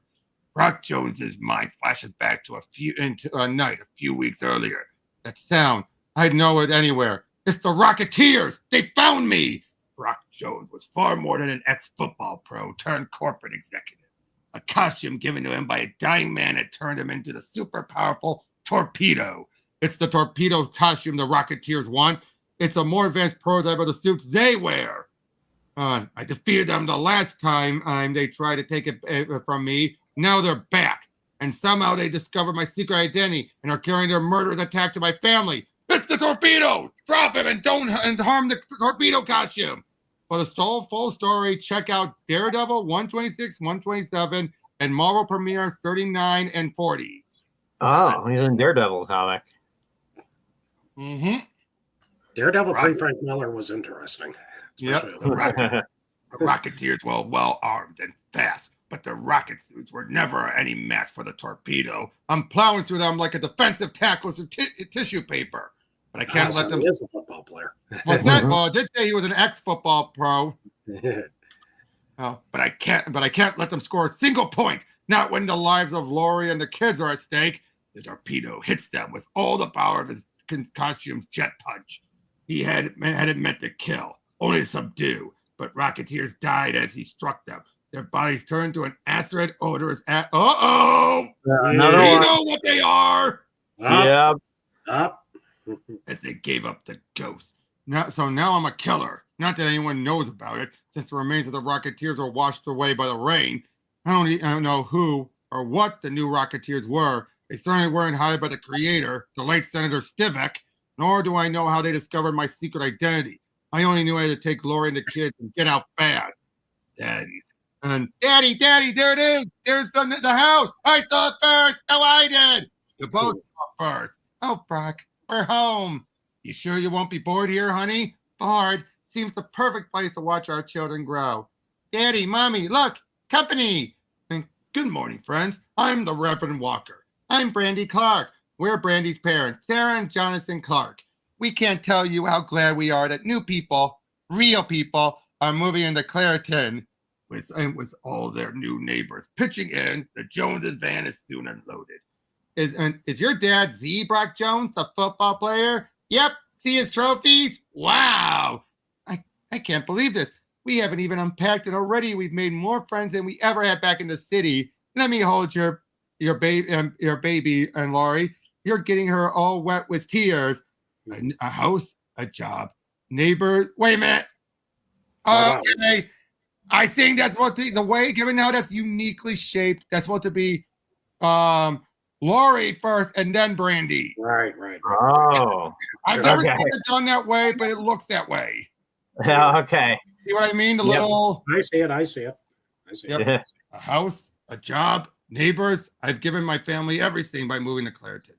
But have I made them safe from the Rocketeers? The Rocketeers. Sorry, I had to say that. The day wanes and lazy Sunday shadows extend over the home of Jonathan and Sarah Clark. Home for the weekend, Brandy Clark descends into her father's basement workshop to find Rom Spaceknight. Rom, I have wonderful news. People are moving to Clariton, buying the homes abandoned by the race you banished to limbo. But what are you doing? Trying to acquire as much knowledge of your world as my cyborg memory circuits can store, Brandy. The pages of the encyclopedia are moving by themselves. No, my translator turns them, even as it scans their contents for later evaluation. I must know more of your world beyond the boundaries of Clariton if I am to cleanse it of race kind. And that globe. Whole encyclopedia. Sure. Cover. All right. And that globe, you're obviously done something to it. Why? It is standard space night procedure. We take a representative model of a world we believe to be infested by race kind, and by turning our energy analyzer, which every space night possesses in one form or another, on it, use it to pinpoint possible concentration of race activity. So many areas lit up all over the world. Yes, there are many indications of race evil on Earth. So many that I may never complete my quest and return home. Oh, Rom, I know how you must feel, not knowing whether Galador still exists or not. If I had doubts about my home, my family, and friends, I'd want to return too. You bid me to go to Galador, Brandy Clark, when your own self-preservation demands that I stay. You are a brave woman of Earth. No, Rom, I'm terrified of what might happen to me if the race were to return to Clariton and find you gone. I'm afraid to think of you. I'm afraid to think of you alone, facing unknown dangers somewhere light years away from me. When she looks at me like that, I will be back, Brandy Clark. He's troubled, and I don't know how to help him. On Galador, I could reclaim my humanity, which it was sacrificed when I became a space knight to battle the race, and then return to Earth, a man of flesh instead of metal, to declare my love for Brandy Clark. He finally admits it. Yep. But would she be alive when he returned? Or worse, would she not love him in return? Ron, I love you. They both do. Oh. I smell love triangle. Yeah. Night over the former Mason house, now the home of Brock Jones and his family. The kids asleep, honey? It took Winnie the Pooh and the promise that I'd visit their new school with them tomorrow. But yes, the little angels are finally in slumberland. Which means that you and I are finally alone in our new home, husband mine. Husband mine. Old fashioned, I think. Yeah, you husband. It's like how Reed Richards and Sue Storm still call each other darling. I know. Lori, honey, I need to take a walk. A walk? Now? Oh, I think we know what she was thinking for it. But they're newborn, so it's like, hey, let's go for an Irish twin. Yeah. Come back. Please understand the move, quitting my job, everything happened so fast. I need to sort things out. Don't be long, Brock Jones. I'll unpack the sheets. Sue, the lone figure, stands at the moonlight football field of Clariton High School. How could I have been such a fool to endanger Lori and the kids? Why'd I ever accept the torpedo costume from the guy who developed it? Why? Because he was dying and I was bored? I needed some excitement? The kind selling insurance couldn't get me? I got it all, right? It seemed like a game, betting and beating the Rocketeers. Who'd have thought they'd come back? The flash across the night sky, like the jet backwash of a rocket pack. It's got to be them. My running away was useless. The Rocketeers have found me again. There'll be no running away this time. If they want the torpedo, they'll find him, ready to kill to defend his family at home. And this time, I'm going to get some answers before I jet punch those high-flying assassins to ash. Answers to questions like, what manner of beings are they? Who crumbles into powder when they're killed? And how did they find my secret identity when I never even told my own wife? There's the rocket trail heading towards Clariton and my home. The torpedo forces his boot jets into full thrust and screams out of the sky, hoping to catch his quarry off guard. Here, where the hunted becomes the hunter. What?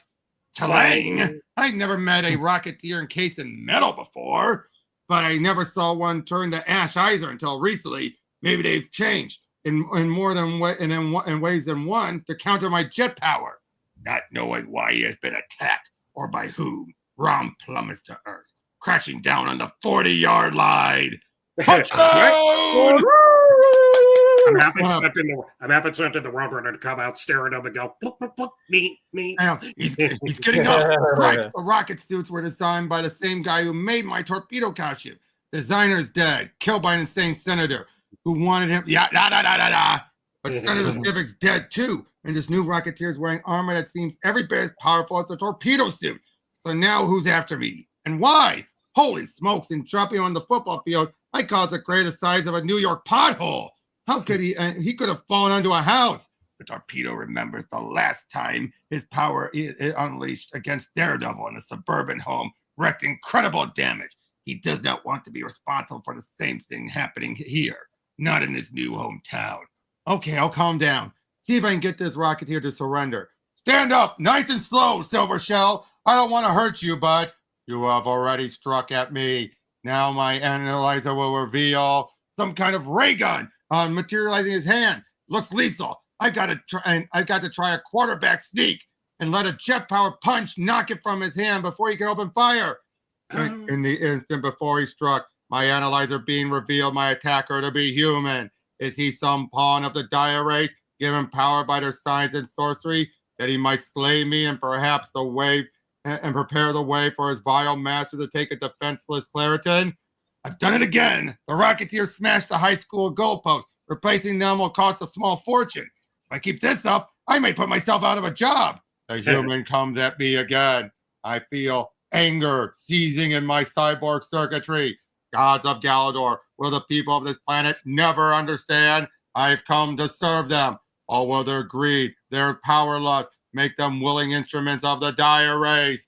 The Rocketeer is getting up. I've got to end this before we do any more property damage. No more pulling jet punches, killer. If I let you survive, you'll just bring your beady-eyed buddies back, and we'll have to go all through this again. I've killed once, so I guess it won't matter if I kill again. Not if that's what it takes to keep you out of the torpedo's town.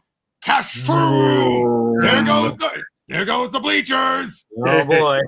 It is beyond belief. From the humans raving, I have gathered that he thinks I am the enemy from which he must defend Clariton. He is a hero then, misguided as was the young Jack of Hearts, for whom I feigned defeat rather than continue a senseless battle.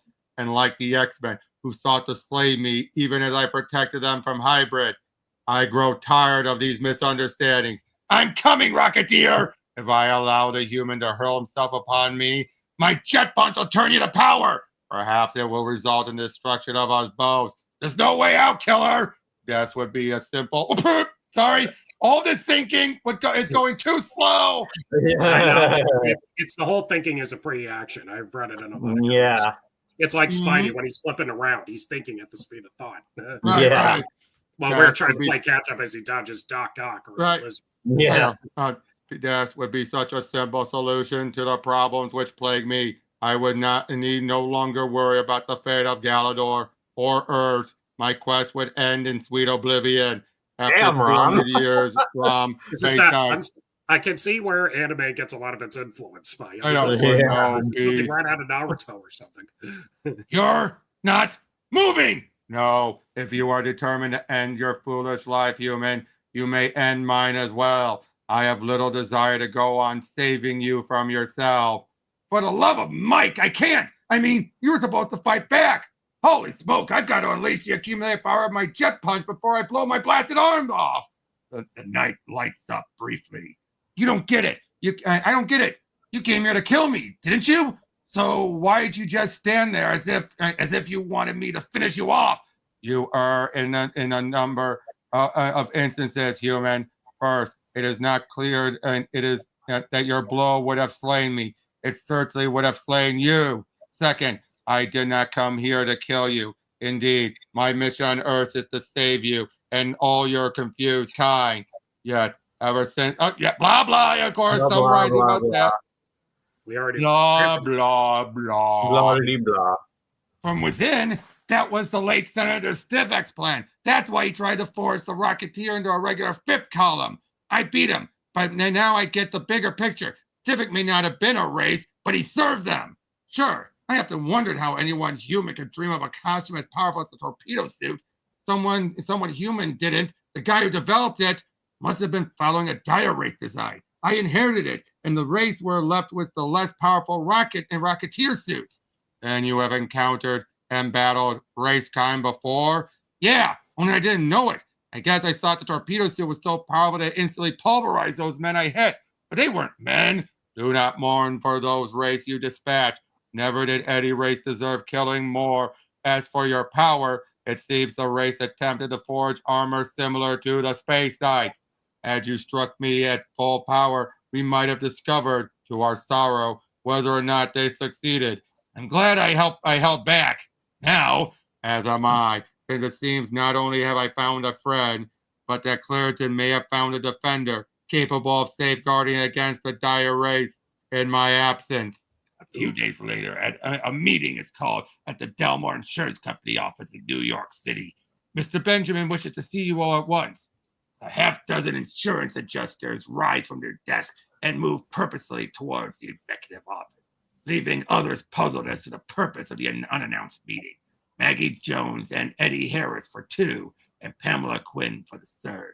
But no reason is given for the meeting, and once those summoned have passed beyond the president's door, no information about what is transpiring within filters out.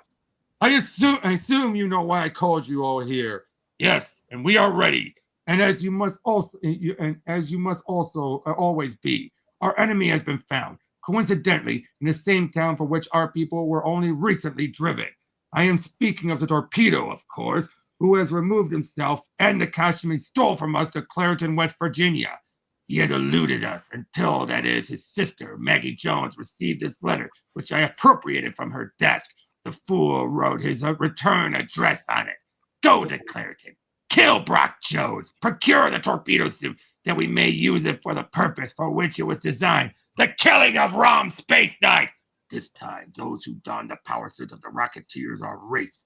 Unlike their human pods who first tested the rocket suits in battle, these race Rocketeers do not intend to make mistakes. So, how is this for retconning someone else's creation to incorporate it into ROM? Reminds me of when a number of writers did this. I've seen it with Nova and the Fantastic Four. I know Chris Claremont would often jump from book to book, and then if he didn't finish it, he would incorporate it into X-Men. Right, but what do you think about I think it works here. I think it adds a lot more to like the stakes and everything. It's not just another cross. Oh, look, we have another Marvel character making it appear. Yeah, it's not just another crossover. There's a purpose. Trouble in Paradise. 200 years ago, if ever a planet can come close to our earthly concept of heaven, this is it. But today, there is trouble in paradise. Angel Elite, an unidentified intruder, invades the restricted area. It is Terminator, the renegade space knight. He seems to gain access to the Hall of Science. That's impossible. Terminator's dead. I myself saw him executed in a living flame by the Prime Director.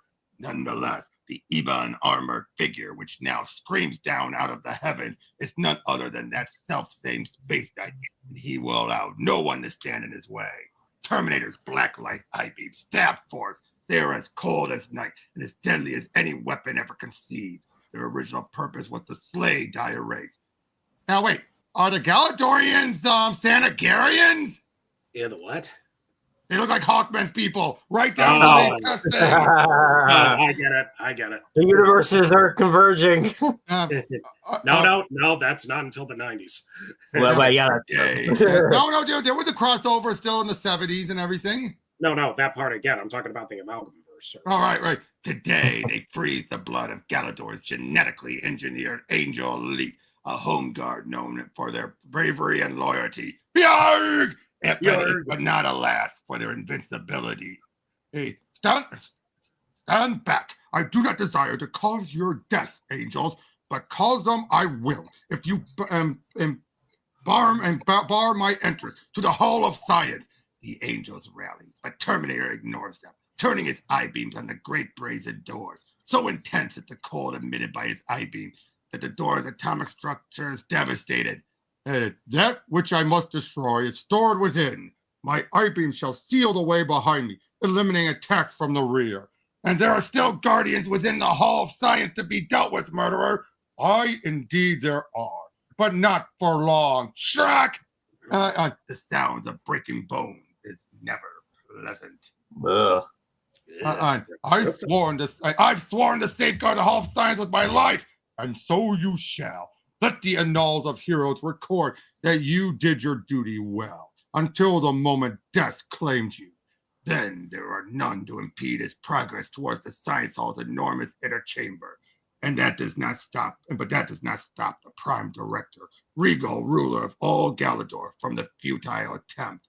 Intruder, if you have activated this view monitor, you are in a restricted area. Gods of Galador, Terminator! I, Prime Director, he who you executed in the living fire. Yes, I did order and carry out your execution according to your own wishes, but you live, I exist, and soon I shall deal death to all those lives you hold in your inadequate care. Enough. Let there be an end to talk. If ever we meet again, Prime Director, you shall know me as the creature who slew your beloved space knights. Another door gives way before Terminator's power, and the jet black destroyer steps forth into a wondrous chamber of white.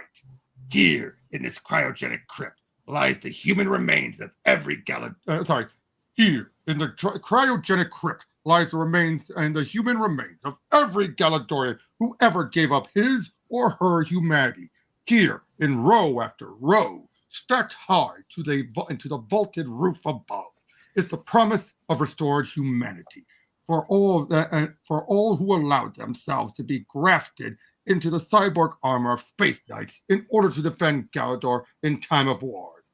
Many died in battle or disappeared, such as Karis, he who was called Firefall, who wielded the living flame and wreaked havoc upon race kind. They shall never reclaim their humanity. Never again.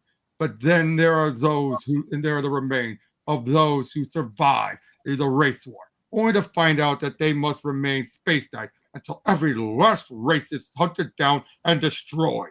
Londra, for instance, who fought beside me as Starshine, and Javelin, who even as a boy had gained fame for his proficiency in the spear throw. And the greatest space knight of them all, he whose very name means before all others, Rom. I can see them now, assembled in all their majesty, the mightiest warriors ever assembled, whose only desire is an end to war and to return to their lives contained in this chamber. But as they stood by at the time of my execution and allowed me to be destroyed, so now shall Terminator destroy their dreams forever! Oh, God. Well, there goes any chance they have. Mm-hmm. It is a clear night over Clariton, West Virginia. Crickets serrate the silence with their scraping song. The stars shine millions of miles away. Or do they? There is no one out on Main Street to notice. But this night... Uh-oh! You see that? This night, certain stars... They're beautiful stars. They're getting closer. They're taking on human form. What's going on here? Disassociate them from the firmament to loom larger in the sky. It is clear that the approaching objects are not stars at all, but human figures whose afterburners light the night and whose rockets' roar shatters the silence. Welcome one and all to the great Rocketeers Revival! Woo, woo, woo! Clariton lies below us, Flight Leader. It is there that our enemy will be found. In flawless formation, the Rocketeers sweep down out of the sky. Visored eyes scan addresses along Main Street, where at that moment, Piney Plum, Clariton's milkman, is just beginning his early morning rounds. It's awfully peaceful just before sunup. Yep, and safe too, knowing that those stinking diaries have been cleared out of Clariton. Their existence was a bit hard to swallow, till the Reverend and Walker introduced me to Rob. That big galoot's all right. Sounds like a jet going by overhead. Mighty low, if you ask me. But the sound Piney hears comes from no low-flying airplane, as he is about to learn. A human has seen us, Flight Leader. What shall we do? An order is given. Eradicate him! Ray blasters fire. In less time than it takes to tell Piney Plum's livelihood is eliminated. He is lucky that he does not lose his life as well, which he most certainly would if the Rocketeers knew that he was not dead, but merely stunned. The address we seek is not on the street. Initiate search patterns! 5 minutes later, the sun clears the horizon. That was fast! Yeah, wow. Sunrise can happen fast sometimes, actually. Every day dawns more beautiful than the last over at Clariton, but this day's special, isn't it, Brock, darling? Every day I spend with you, Lori, but yeah, I know what you mean. Today I start my work as Clariton's high school's new football coach. I just thought I'd jog over early and check out the field. It needed fixing. After Rom and I almost destroyed it last week. How was I to know that Rom was Clariton's guardian? When I tackled him on my torpedo suit, I assumed, Yada, yada. Nope, it's Mr. Plum. He's unconscious and his truck's been demolished. Frantic moments later, the Joneses' house after Piney revives. Ivan explains what happened.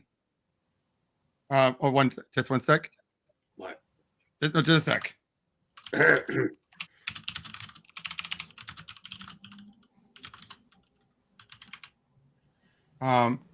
Mommy, we heard a noise. Is it time for school already? Tammy, Danny, come down quietly. Your breakfast is in the kitchen. I've got to talk to Daddy. That's right, on Main Street, a few minutes ago. How soon can you be here? Brock Jones, and stop dialing that telephone. Tell me what's going on around here. Who's coming over? What happened on Main Street? And why is Mr. Plum sitting shaking like a leaf in our living room? Ding dong. Get the door, will you, honey?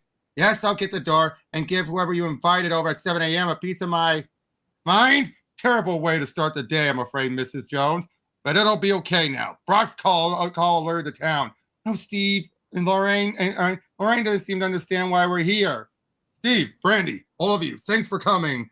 Rom told me that I could call you if there was any trouble. Never dreamed the time would be this soon. So soon. I don't understand any of this. Why are our neighbors here? What kind of trouble made you call them? And who is Rom? Lorraine, I've been meaning to tell you. Well, yeah. Mrs. Jones. For a second, Lorraine Jones considered screaming and then thinks better of it, but not wanting to alarm the children. There's something about the shining silver stranger that is oddly reassuring. I summoned Rom and the others because the danger that drove us to move the Clariton has followed us here. Danger? Then you didn't move just to the football and to coach football? No, honey. I grabbed you and the kids and ran to the quietest, most out-of-the-way town I could find because someone discovered that I was more than an ex-football hero selling insurance. Someone learned that I was also the torpedo, and that someone sent an inhuman horde of hitmen to kill us all. And these are those who would harm you, our dire race, Mrs. Jones.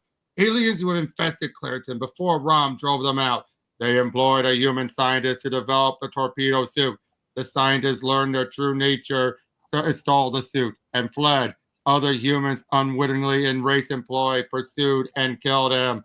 But not before he'd given me the summarize. Yep. Then this race have infiltrated Delamar. That is their way to place themselves in position where information regarding the flow of humanity passes through their hands. Steve Jackson takes Brandy Clark aside. So Clariton's got a new guardian. Did you know about this? Brown told me a few nights ago. I think he regards the torpedo as a kind of deputy and who he can leave to watch over Clariton while he journeys back to Galador. So getting home is still on our big buddy's mind? Yes. Ever since the race showed him an image of Galador in ruin, Rom must learn if that reality was reality or illusion. And Mr. Torpedo, welcome to Clariton. It's you taking Rom's place. I won't have to compete for Brandy's love. The noble heroic champion of the defenseless, who, when all is said and done, still isn't human, but an alien mate. Steve. You're a good guy, but a bit bigoted. Yeah. Okay, not majorly. And middlemen. Yep. All right. I suggest we begin searching for the Rocketeers. They could be in their race, Jonathan. They could have disguised. They could assign themselves as anyone by now. Reverend Mr. Clark, do you hear that sound coming from outside? Yes. And along with it, the screams of frightened children. Children? Oh my Lord! I told the children to get pressed and get ready for school. As did every other mother in Clariton, which I'm afraid has made Clariton's children prime targets for the Rocketeers. Run! They're after us! Run from the flying man! Mommy! Daddy! Help! The Rocketeers must have grown tired of looking for me and decided to flush me out of hiding. Oh, Brock, they've attacked the school. Our children are there. Tammy, Daddy, I've got to save them. You will not have to face the Rocketeers alone, Torpedo. Rom Spaceknight would test the mettle of these presumptuous wraiths who have dared try to duplicate Galadorian armor. And let's not waste any more breaths on words, Rom. Yes, hurry, save the children.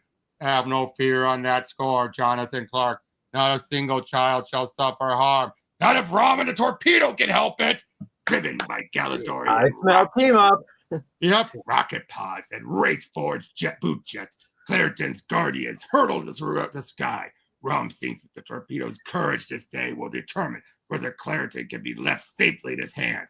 Torpedo thinks only of his children. Then Clariton's grammar school comes into view. There, your wife was right, Torpedo. The Rocketeers attacked the school. It is not long before the Rocketeers become aware of the hero's approach. Flight leader, 2 jet trails converge upon us. One is the Torpedo, but the other, Rom! The fool who authorized this operation did not warn us to expect a space knight. Still, our rocket suits were developed to make race kind the equal of Galadorians. Greater glory, then, if we cut them both down. Those are sonic busters. The Rocketeers are fine, Rom. They used them to pulverize Mr. Plum's milk truck. I hope you are not equating my armor with a product of Earth's automotive engineering, Torpedo. If so, I think you will find that the analogy errs grossly in its underestimation. Rom's running interference, taking all the sonic finest cyborg armor. Knowing there'd be little left of me, Torpedo sued or no, if I suffer a direct hit. But still, my jet punch is nothing to sneeze at. Wading through his enemies, Rom materializes his energy analyzer from out of subspace. The Torpedo says that when he struck the Rocketeers earlier, they turned to ash. So do race slouch off their humanity when death claims them. And still, I must be sure. Wait, Rom, you know that happened way back in the beginning. Gotta use that. He's getting paranoid. Gotta use the to be fair, no, wait. He didn't know. No, wait, he didn't know. Nope, he didn't know. He didn't know. He didn't see that. Man's right. Robot man's right. Steve and Brandy didn't tell him, I'm betting. Probably not. Congratulations, here's your no prize. Yep. The energy analyzer glow. The Rocketeers have revealed for what they really are. Dire race. And Rom summons forth his fearsome neutralizer to take his analyzer's place. There can be no question of mercy now. Young lives are at stake. The race Rocketeers must be banished or destroyed. Ah! Banished by the neutralizer's beam, a race Rocketeers falls back through a gaping dimensional portal into the shadowy nothingness of limbo, where there's that shell of humanity which was his disguise crumbles to an acrid powder and falls like obscene rain to earth. Lord, I don't know if I'll ever get used to that. Still, it serves to remind me that the Rocketeers aren't human, but alien assassins who will kill anyone who tries to get in the way of their conquering of Earth. That makes what I've got to do just a little bit easier. The torpedo soars towards us, and he outflies our sonic blast. That's right, Race. I'm faster. I'm harder to hit. And I'm human. Guess that makes all the difference. The torpedo wears the prototype suit, compared to which ours are but pale imitations. How can we match ourselves against both him and Rom? What we lack in power, we make up in weaponry and numbers. The race Rocketeers are regrouping for a blitz, Rom. Like cowards, everywhere the space scum seeks strength in numbers. They hope to overwhelm us with one constant concerted attack. This is great so far. Action-packed. Yep. Okay. Wait. But we will carry the battle to them.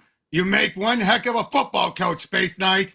The torpedo can almost hear the roar of the crowd, the chant of the cheerleaders in his ears, as he and Rom streaked downward and smashed the stunned Rocketeers through the upper story windows of the Clariton Grammar School.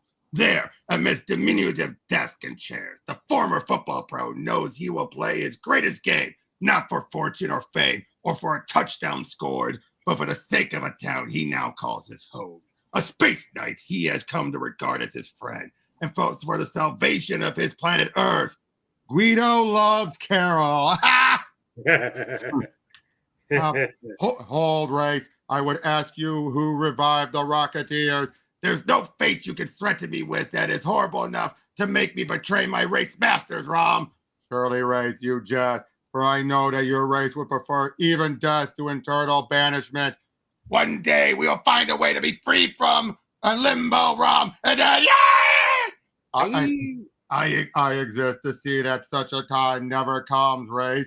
Rom banishes the race to somewhere, in some other dimension, but my jet punch kills them. He told me not to worry about it, that the race deserved death, but we were sent to retrieve the torpedo suit, human, but if we cannot have it, then no one shall. They tried to kill me. This is a war, all right, between them and Earth. And in war, there's no place for faint hearts and no place for mercy. The torpedo screams towards the Rocketeer at full jet thrust, avoiding their sonic blast, about to jet punch them out of existence when he sees kids, my kids, hiding under the desk.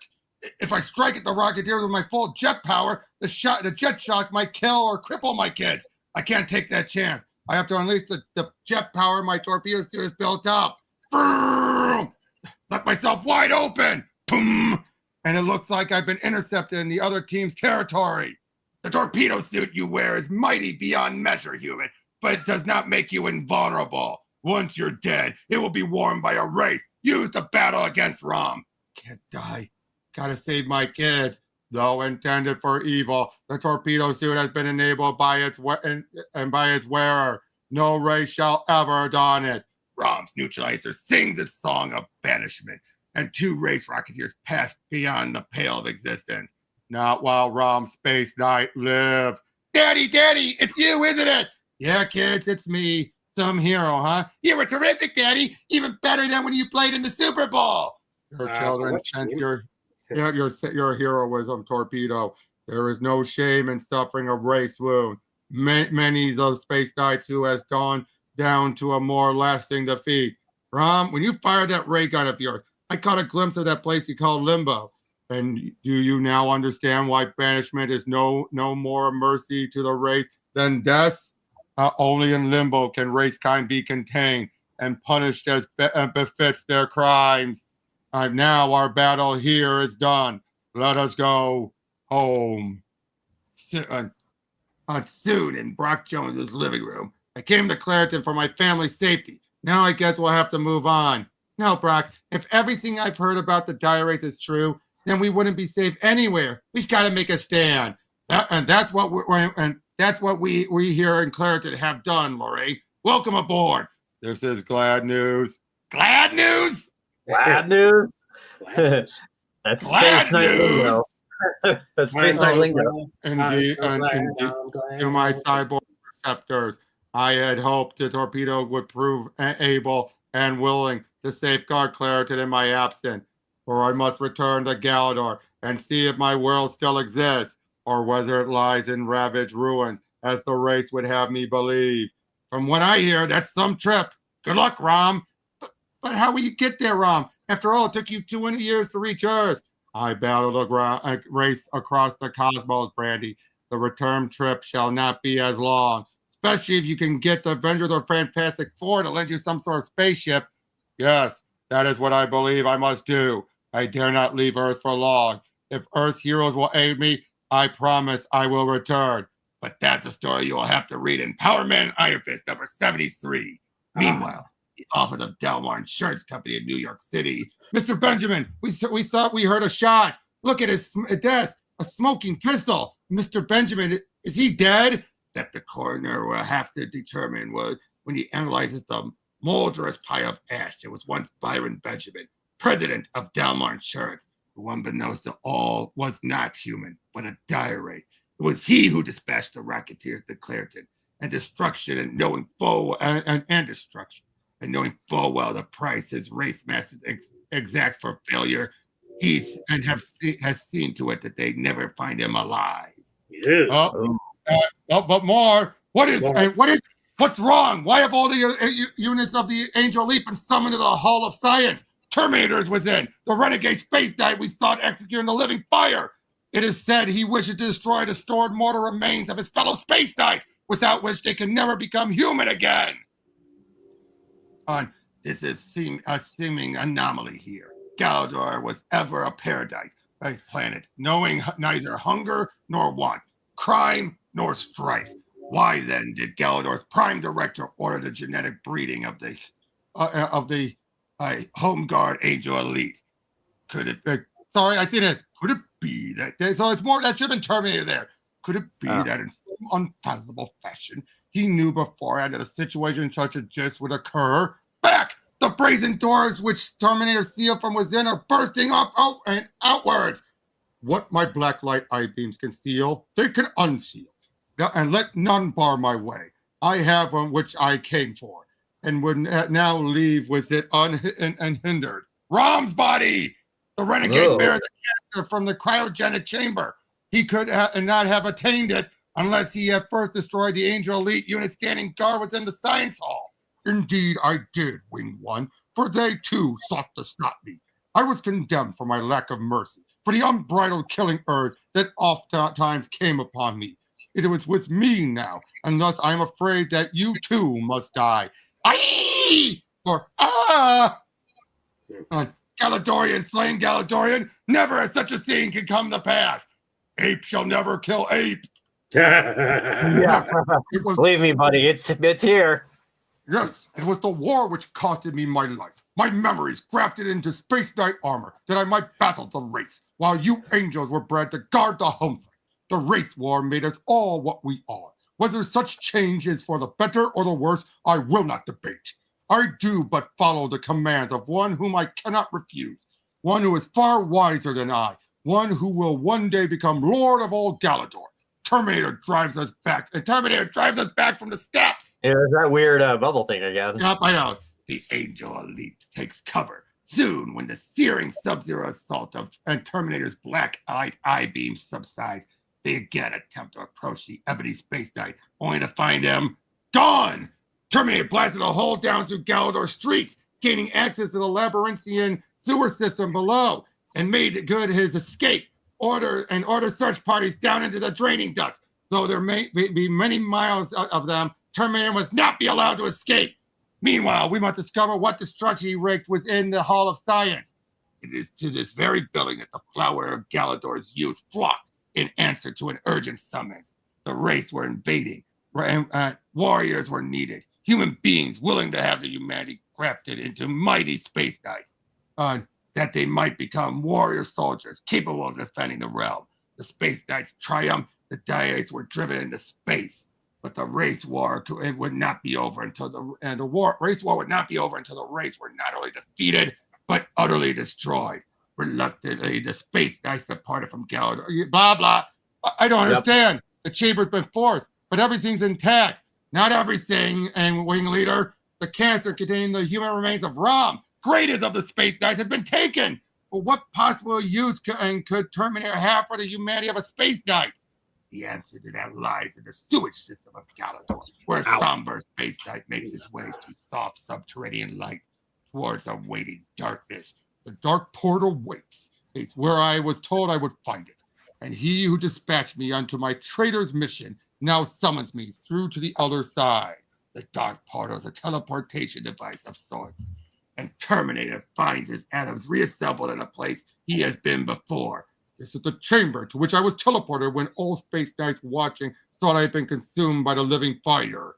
A fate from which I saved you. Do you remember? You saved me from a fate which I lost.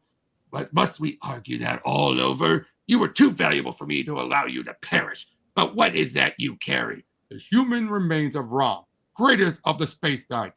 And the others destroyed? No, I could not bring myself to destroy my fellow space knights. So my mental control over you is incomplete.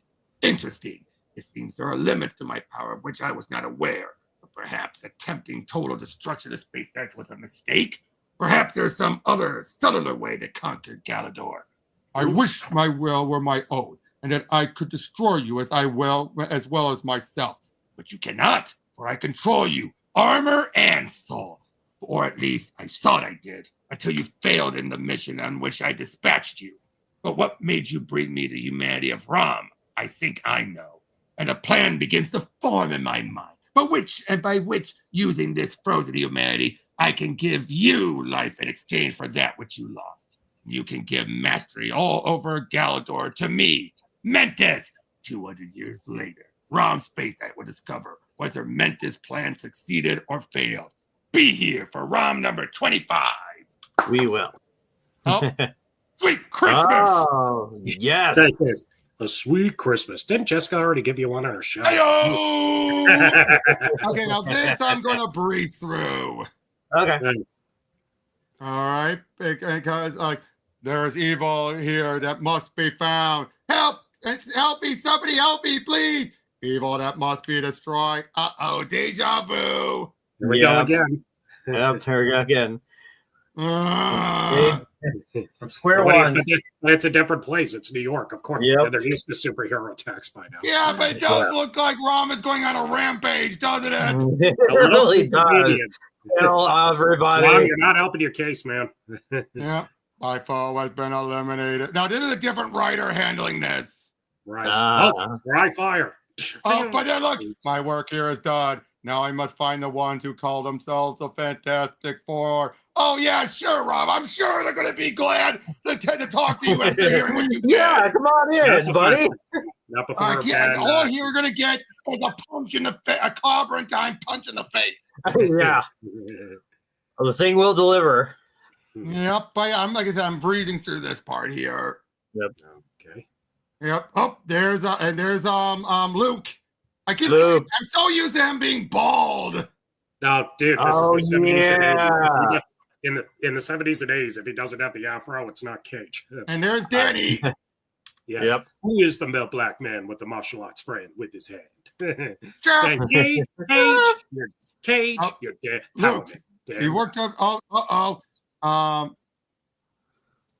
We've heard you're investigating the creature that rampaged through Times Square last night. Rom, as he called himself, is a member of a hostile alien race called Spaceknight. It means to attack us soon. My partner's. See what I mean? Oops.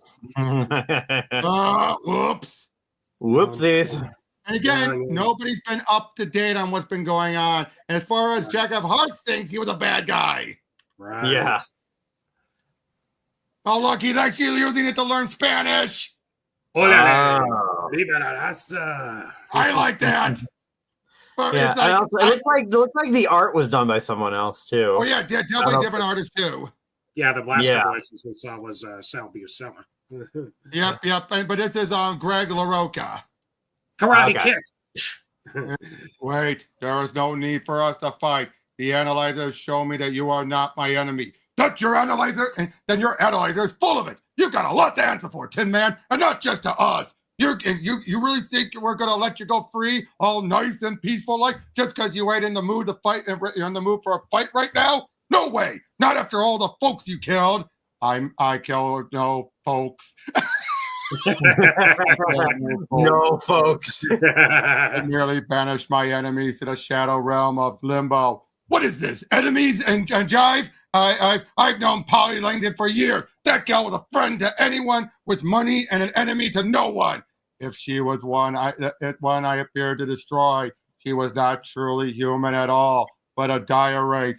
Sums up about the dire race and everything. But this dude's the biggest, shiniest paranoid I ever met. And fight! Gods of Galador.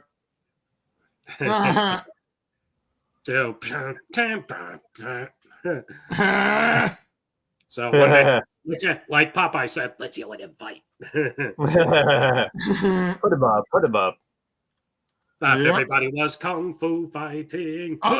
Race weaponry has the power to kill. Help! I know. Then they're going to get a second shot at you. Not if I can help it.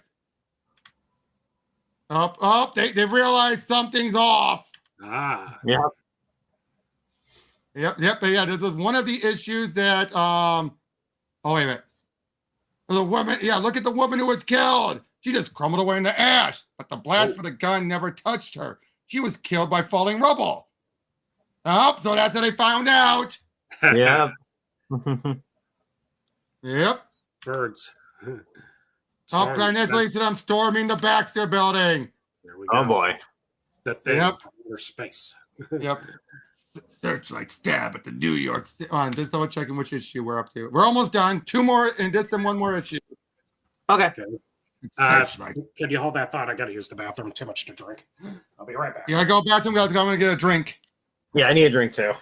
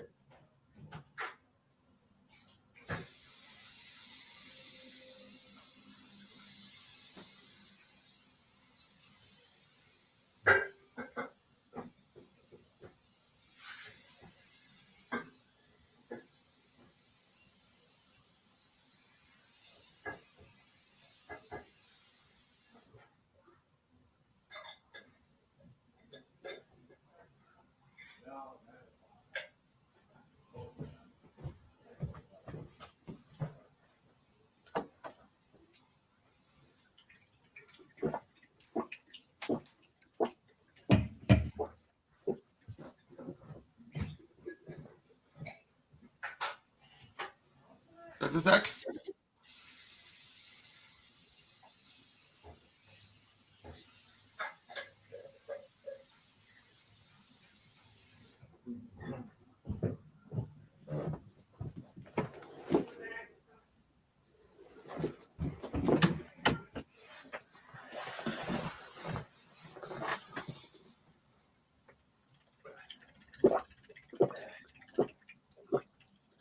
And I'm back. Still waiting on Rob. Okay. Still gotta stay hydrated even in winter. Yeah, no, I was getting thirsty. Pretty good stuff so far, huh? Yeah, it is. Let's go to see some action. What I miss? Nothing. I was just saying. No action. We weren't talking about you behind your back. You know I can rewind and double check if you were. Yeah, right. Like we're convulsing about your bald spot. Oh. Yeah, I know. I'm on to talk. Pro tip: zinc. Anyway, in the depths of the deep darkness of an alleyway, Power Man and Iron Fist stand guard over the very space knight for whom the entire city is searching. Troop transports, sweet Christmas! They got the National Guard looking for us. Not for us, Luke. For Rom. The word spread that a killer alien's in our midst, and they don't intend to give our silver friend here a chance to explain otherwise. It's all gone wrong. Ron came to New York seeking help, but instead found himself maligned as the Thing from outer space. That's a classic. To be fair, Rob, you brought it on yourself by just coming in like, doom. It's classic. I think I have to banish tirades. Can't help myself. It's classic Fantastic Four, though. Oh no, Jameson's here. Yeah, we'll get to that. The Thor explaining how Rom and his Earthling allies came to their perilous path. Let us observe from them the birth of a crisis. A city on the verge of martial law. Reports have been coming in all day of a killer robot near 10th Avenue. Do you believe the report, Sarge? If the people living in this neighborhood do, we're going to have a panic on our hands. Hurry, men! Get those sandbags in place! What are sandbags going to do against a robot killer? We're cordoning off the area in case of a riot, soldier, not some spaceman. We interrupt all programming to issue a general alert for the Times Square area. Go to your home. Stay off the street. And that sounds serious. Extra, read all about it. Alien menace at large. Tonight's Daily Bugle. No facts. Man, I got a really good picture of Rob. Right? No facts. No, I blame nothing. Peter. I blame Peter. Probably. Anything reporting a panic or promoting one. Oh dear. I hope the subways are running. What's going on? We live here. We got a right to know. Mama, I'm scared. These barricades to keep the alien from getting in or to keep us from getting out. Please stay calm. We're sitting on a powder keg. I was afraid of this. The story about an alien on loose has created a panic, but I felt it was my journalistic duty to print it. It didn't hurt sales any either. No one can dampen my mood tonight, except him. Spidey! There's supposed to be an alien killer in the loop. The old Spidey sense are tingling a bit, detecting a lot of little evils, but nothing like a deadly creature from outer space. As the amazing Spider-Man swings in search, the blind superhero Daredevil scans the city as only he can. Nothing. If there is an alien life form at large, my hypersenses cannot pinpoint it. The panic pervading New York is supposed to have its roots in some alien robot, but so far, Moon Knight has been unable to find it. Is there really an alien wreaking deaths and destruction throughout the city, or are the media acting irresponsibly? I guess the only way to be sure is for Captain America to join the search. Oh, geez, Ron called out all the big hitters.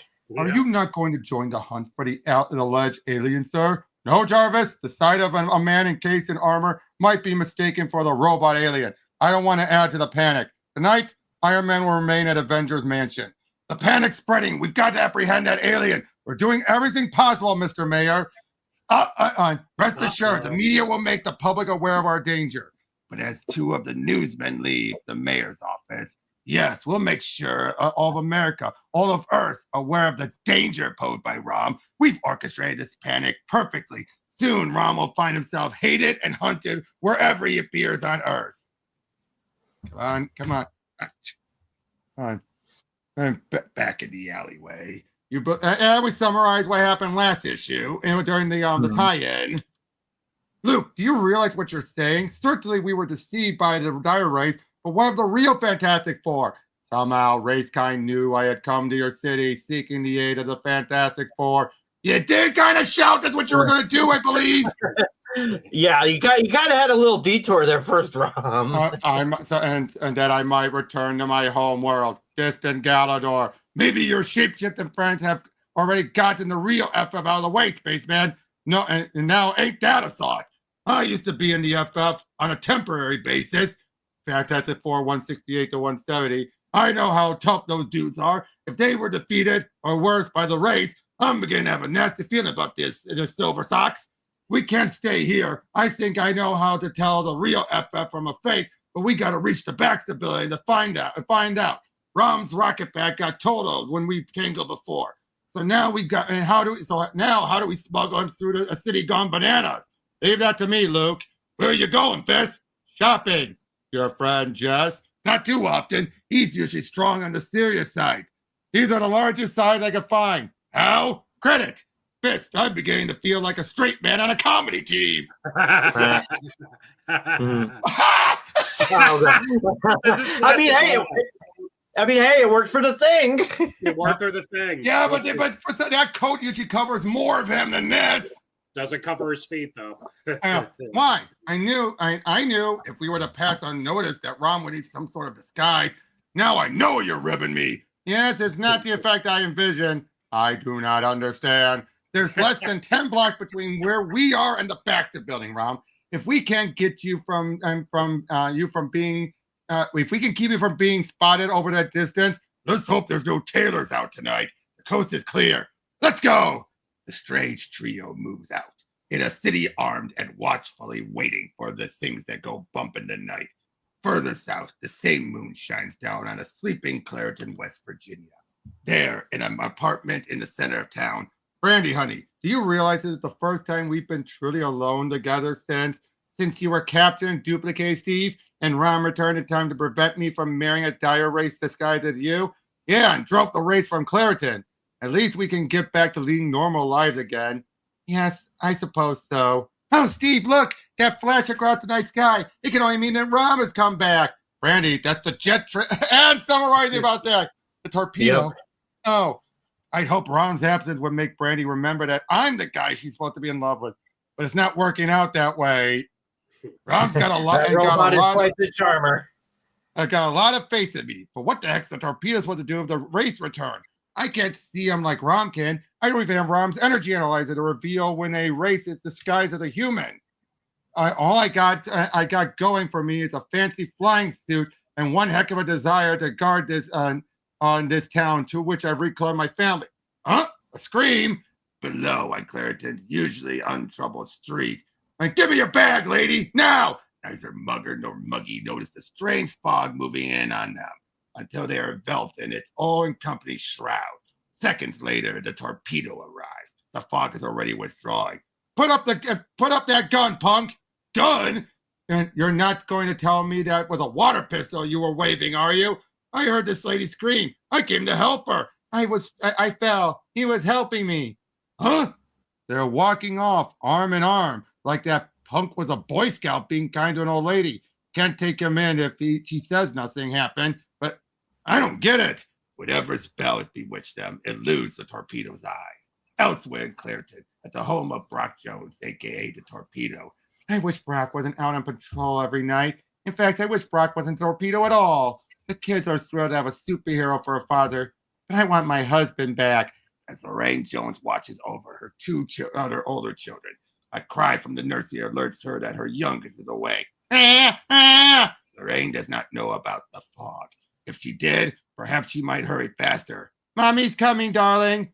Now, the infant is sitting up in her crib, eyes staring curiously at her mother, giving no evidence of any distress. Did you have a bad dream, sweetheart? It's all right now. Mommy's here. But still, those infant eyes keep staring towards the room where Brock and Lorraine Jones' other children lie sleeping. Uh-oh. And that's kind of creepy, isn't it? Look at it. That is creepy. Yeah. Yep. Meanwhile, in Manhattan, Rom and his superpowered allies have traversed half the distance towards their destination through New York's panic-stricken streets when someone's moving in the shadow, soldier! Get the searchlight on them! Holy, Captain, look!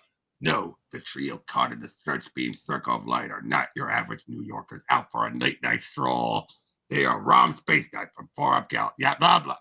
That's the killer alien, men! See him glinting silver? Fire! He's real! He exists! And heaven helps us! We had to be the ones to find him! The staccato cough of automatic weaponry fires, the very sound New York City has dreaded hearing, shatters the stillness of the night. Directed at the supposed killer alien, it shreds Rom's disguise.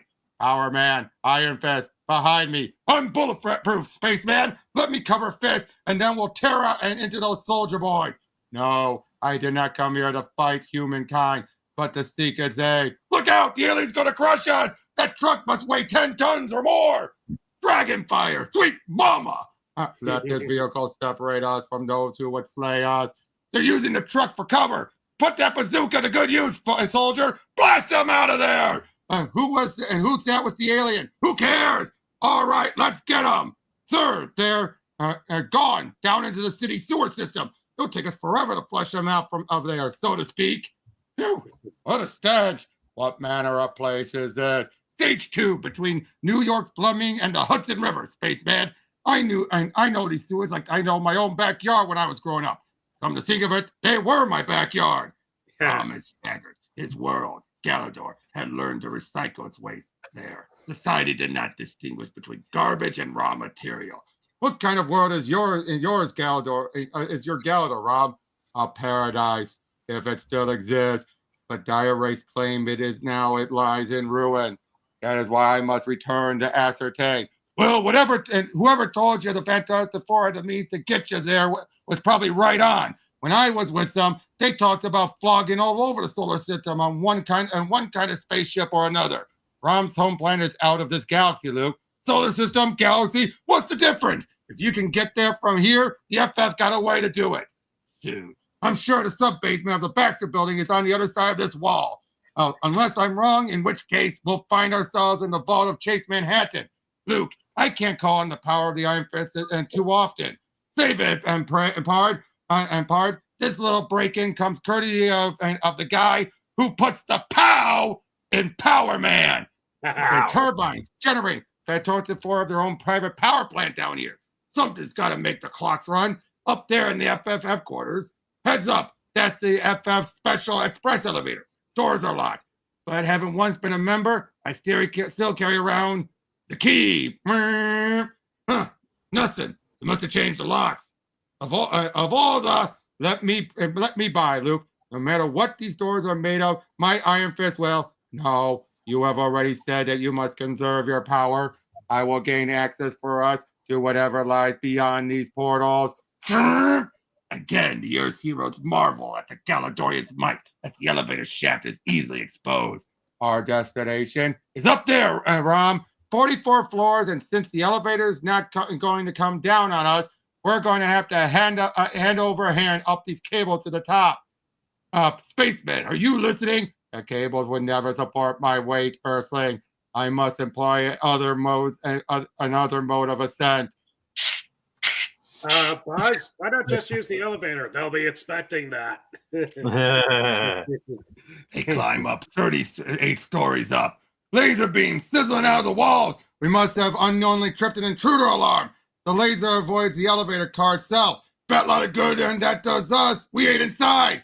Now we are, Luke. Luke.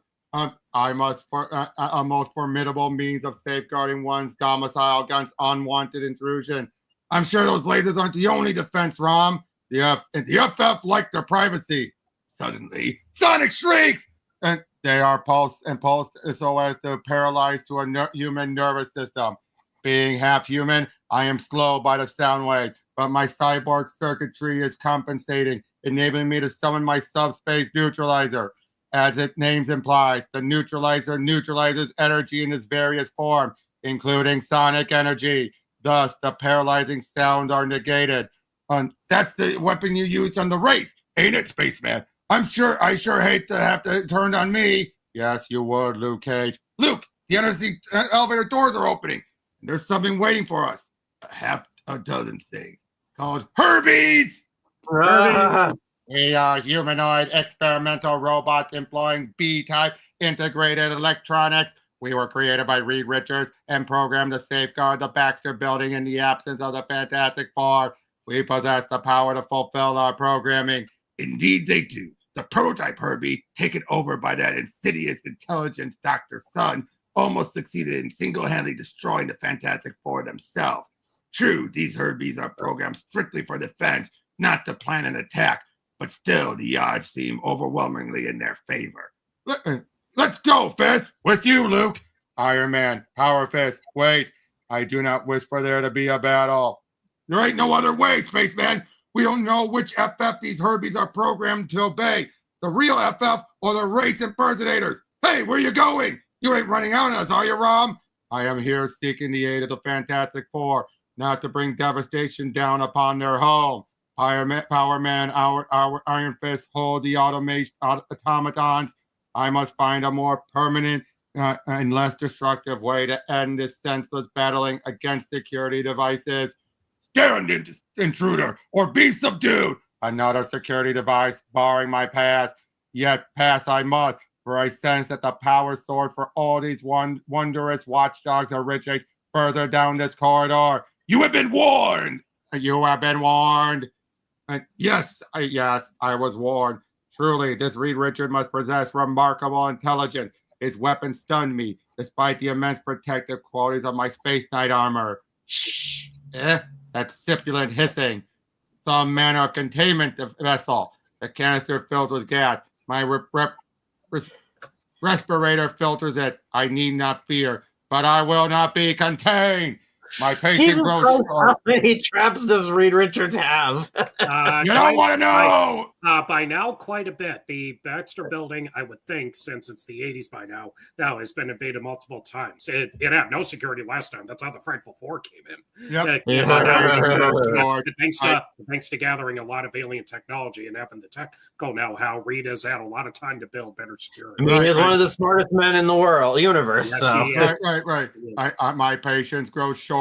I did not come here to do damage to Earthlings or their property, but to find some means of leaving Earth. Each encounter with another mindless machine, however, makes me feel less charitable. No more!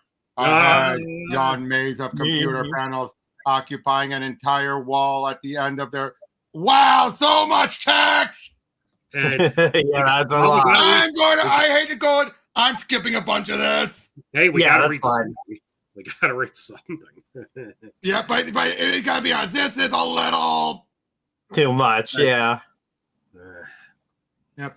Luke, it's them. It's the Fantastic Four, or their race doubles, imitating the real FF to steal the weapon system store in the Baxter Building. Mister, you just broke into our home and headquarters, accompanied by the very killer alien that had this whole city in hysteria. And you have doubts about us? Let me at him, Reed. I never did like it when I was temporarily replaced by Power Ham. That's a laugh. Luke, they don't sound like diaries. Come on, Fist. You expect an alien imitating the FF to dupe the speech patterns? That ain't no clue. And if they are raised with the FS power, then we're dead. Fighting ain't no good in a case like this. I gotta use my head instead of my fist. Mr. Fantastic, when you hired me we agreed on a certain salary in exchange for my services. You remember what it was? I do. Reed Richards names a figure. And Luke Cage, hero for hire, breathes a sigh of relief. Okay, they're the real FF, all right? No race could have known that. Now, let me introduce you to Rom and let you in on the reason for this here late-night social call.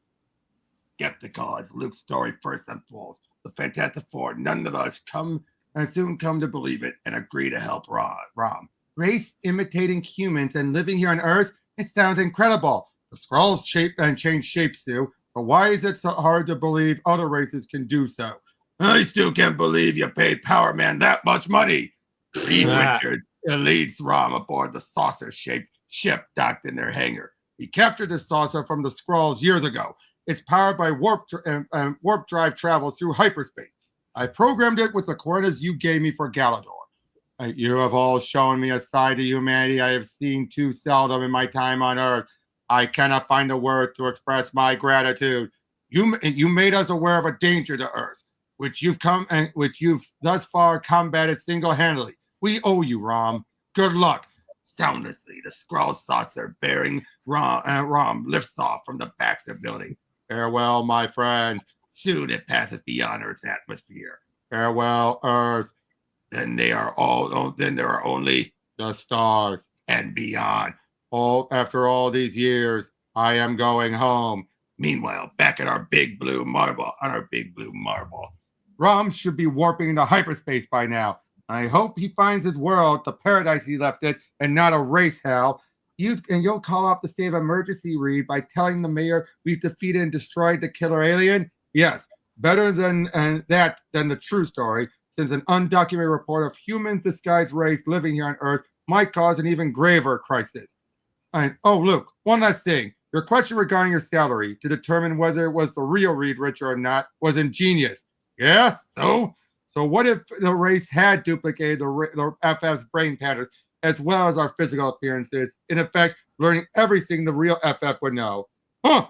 Let's go, Luke. Fast! God damn it, Reed. And Nova. Yes. Oh, Nova. Yep. In a captured There's no place like home. There's no place like home. That's part of the intro. Sorry. In a captured scroll saucer borrowed from the Fantastic Four, Rom Spaceknight has begun a return trip through hyperspace to Galador, the planet of his birth. Alas, his journey will end in a universe. No place like home. Oh, ATM, there's no place like home. Yep.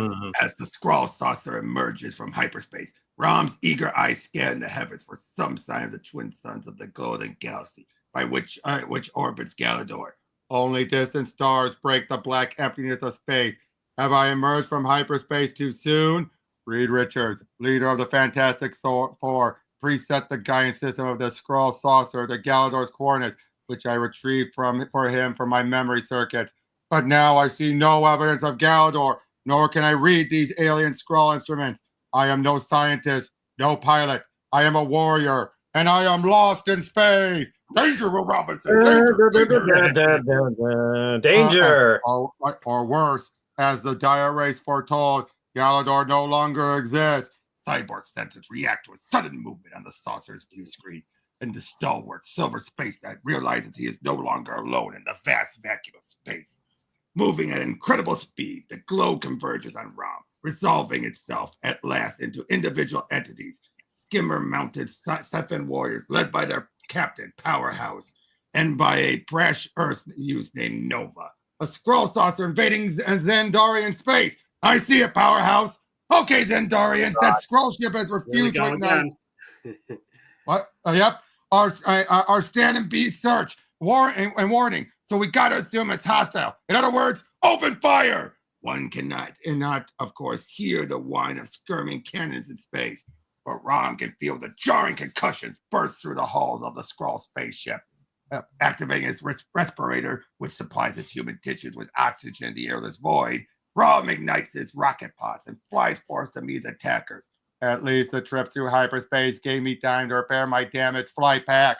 I must summon my energy analyzer from subspace and use it to determine the nature of those who confront me. Holy! You see what's just popped out at Skrull Saucer, Powerhouse? Some kind of robot, or a Skrull itself, Nova. Remember, the shapeshifters can take any form they choose.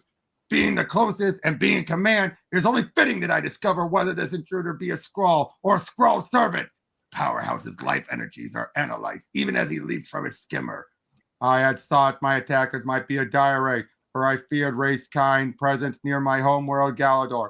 But this being is human, though bursting with incredible power, to which he now seeks to add mine. I'll drain you of every last urge of energy, Skrull creature.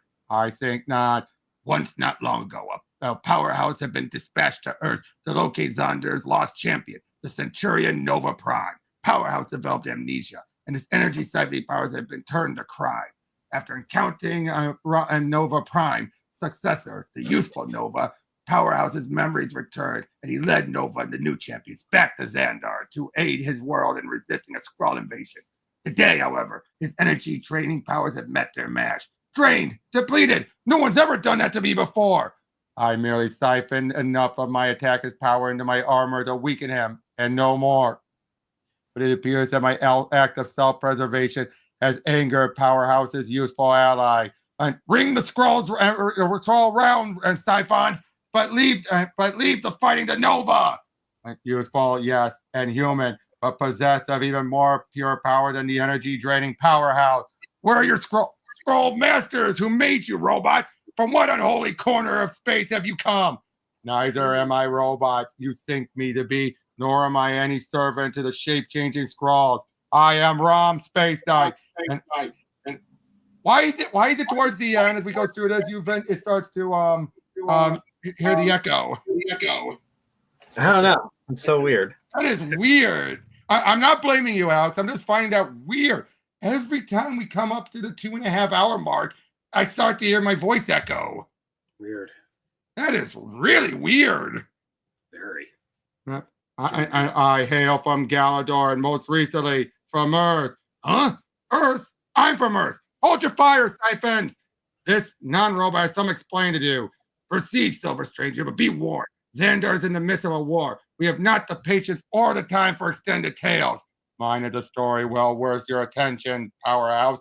It began 200 years. Yada, yada, yada, yada, yada, yada, yada. No, this is going. At least they keep it down to a handful, to one page at least. Yes. But something is sorely amiss. This is not the golden galaxy of Galador. Nope, it's the Andromeda Galaxy, home system of Xandar, which is currently at war with the shape-changing Skrulls. Come on. I do not understand. The coordinates I gave Reed Richards were correct. I don't know what to tell you, Rom, except that any friend of Mr. Fantastic is okay by Nova. Listen, Powerhouse's world is run by these living computers. Maybe they can help you locate Galador. Why don't you come with us to Xandar? Xandar! And though his soul is in torment, longing to know the fate of his lost world, Galador, Rom nevertheless accompanies Nova, Powerhouse, and the Siphon Warriors to the force field surrounded 4-section world called Xandar. There he was ushered to the presence of the Butuous. That's Queen Adora. Hail and suzerain of all Xandar. Hi, Dora. Greetings to you, both Powerhouse and Nova. But who is the stern silver stranger I see you walking beside? This is Rom of Galador, your majesty. Galador? That is a name unknown to me. Where is this Galador of yours, stranger? That is information I hoped your living computers could tell me, fair queen.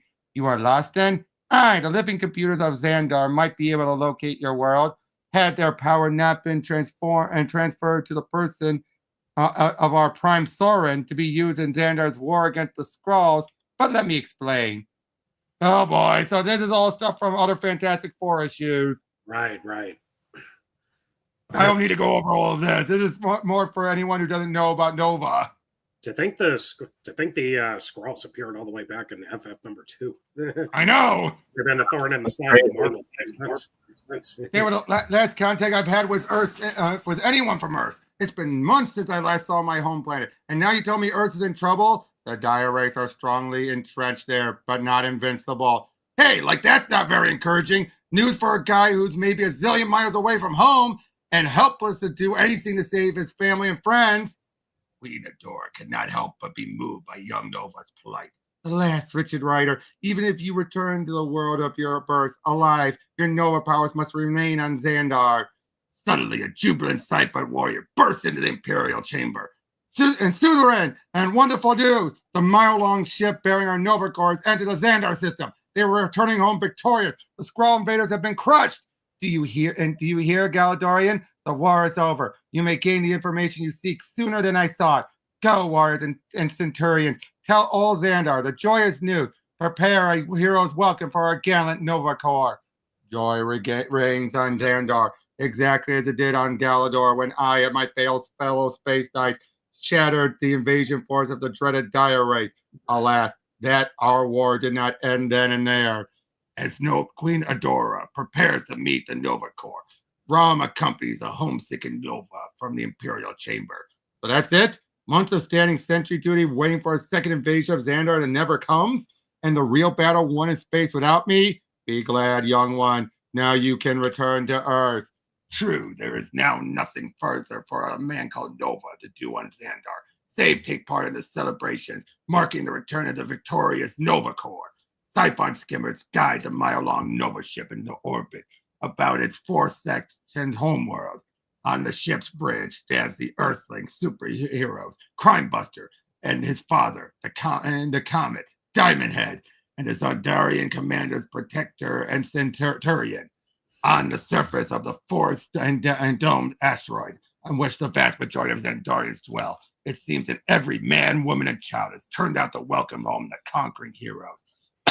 Surely the Nova Corps ship is too large to land. Yes, Rom, our warriors will beam down to the surface. See that glowing square, Spaceknight? It's been clear for a reason. It is the transporter platform on which our heroes will appear, to be a welcome unlike any Xandar has ever seen. Enough. A joyous world awaits the saviors. Activate the transporter beam. Bring our heroes home. At the Queen's command, a pulsing shaft of life stabs down from space. Reduced to random atoms, the crew of the mile-long starship beams and travels down the transporter beam. Until reformed on the transporter platform, they set foot on a world that gives them a thunderous warrior's welcome. Then, when the aesthetic din at last dies, greetings, Centurions! Welcome, Protector! Salutation, new champions! All hail Nova Corps! Your queen brings you the warmest welcome your world has to offer. Alas, all we can offer return, Queen Eudora, is the swift destruction of Xandar and the enslavement of her populace. The assembled Xandarians emit a collective gasp. Everyone grasps the horrible but nonetheless certain truth.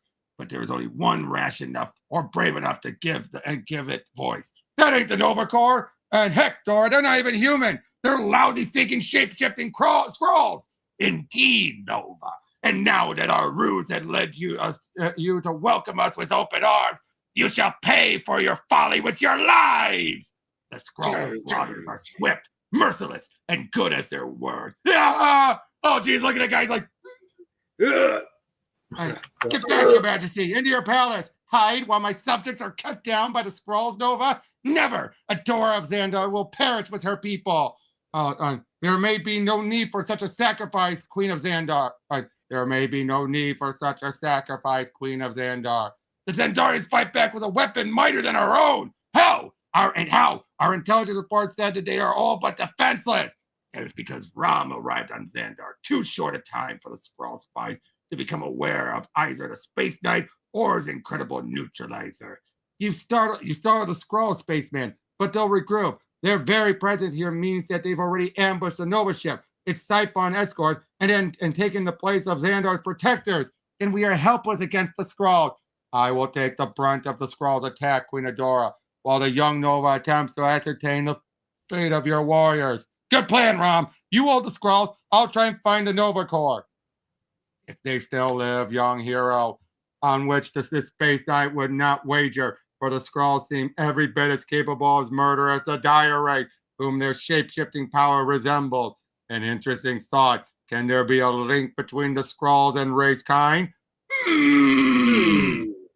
We, the door of Xandar, marveled at the speed with which the Silver Spaceknight has unnerved the supremely confident Skrull invaders. She marvels, but she fears as well. For Rom is but one against an enemy seemingly as innumerable as the stars beyond the force domes of Xandar. The aliens fighting for us, Xandarians! No, we may not have the power of our Nova Corps. We will not let him face the foe alone, but we won't give up our world without a fight. Thus, the unarmed Xandarian infantry bravely enters the fray, hurling themselves upon the invaders in what may be Xandar's last stand. Unless, that is, the skyward streaking Nova can save the day. Empty skimmers aboard the Nova ship. All that's left of Powerhouse and his Siphon escort. How could the entire Nova Corps get taken by the Skrulls? It doesn't make sense. Yo, Death Ray, someone's still aboard the Nova ship, and they play for keeps. Then, through the main view screen, Nova sees his enemy and curses himself for not being suspected in the first place. Diamond Head, you had to spare the Nova Corps. What would you do with this stripling? Nova, and set your capture weapons at their most lethal, Skrull, and fry the little son of a... I can see Diamond Head's lips moving, but I don't need to hear what he's saying. The crystalline creep's turned traitor. He sold out the Nova Corps and the new champions and handed them over to the Skrulls. Cease fire! They burned all power into the ship's force shield. That young idiot's gonna ram us! How long ago was it that a dying alien sought out Richard Rider and passed on to him the Green Lantern, in other words? Yeah, they get Marvel and basically Marvel's Green Lantern. Oh, look. Yeah. Oh, look at that! That's sick. Wow. That's some Star Wars type stuff. I like it. Yep. Oh boy. All right. Look at that. In Right space, in space, no one can hear you scream. Yep. And I'm breathing through this because we're almost done. We're almost done.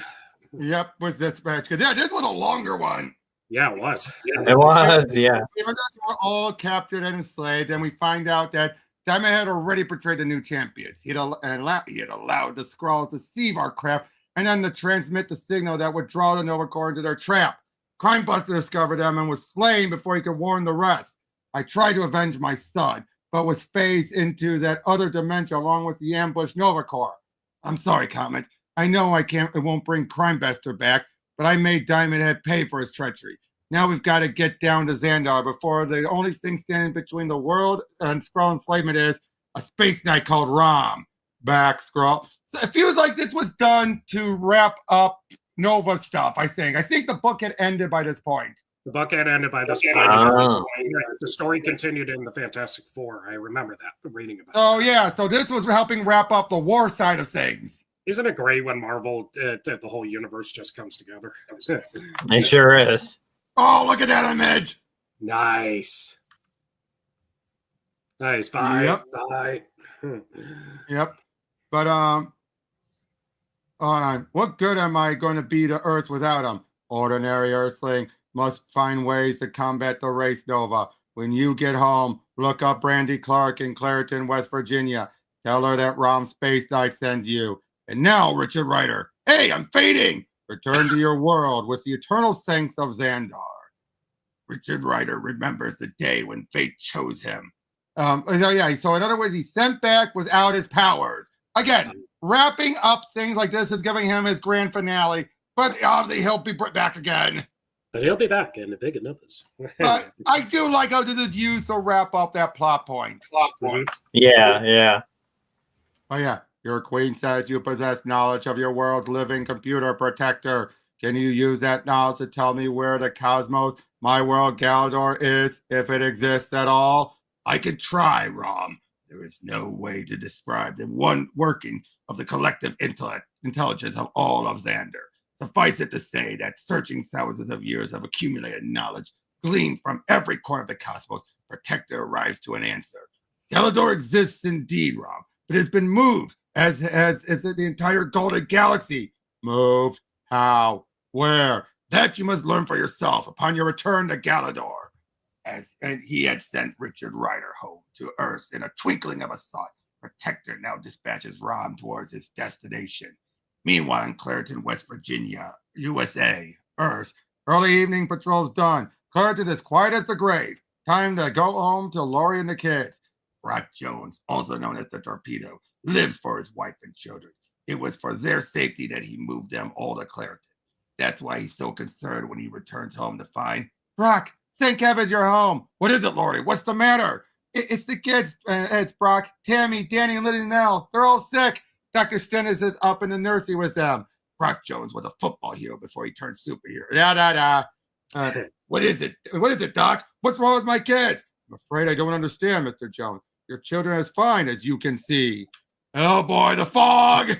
There we go again. False alarm, huh, honey? The doc says the kids are all right. You're as blind as he is, Brock Jones. If you can't see that there's something horribly, dreadfully wrong here. Laurie, what do you mean? I mean, those aren't our children. Laurie Jones has been under an incredible strain lately, having had her entire life uprooted, her husband revealed as a superhero, and her children threatened by alien dire race, all in a few short weeks. Now Brock realizes that the strain may have been too much for her, but so concerned it's a torpedo for his wife's welfare that he fails to notice when his kids don't even react to her hysterical screams. A few blocks away at the home of Jonathan and Sarah Clark. Brandy, darling, would you like something to eat? Something to eat? No, Mother, I'm fine. Thinking about Rom, are you, daughter? He'll be all right, and I'm sure we will be too. With Rom's deputy, the torpedo, watching over Clariton. I like the young man and his family. And so the Clarks reassure each other and other, unaware that the fog's creeping in from the lake will soon envelop their lives in a nightmare of unimaginable evil.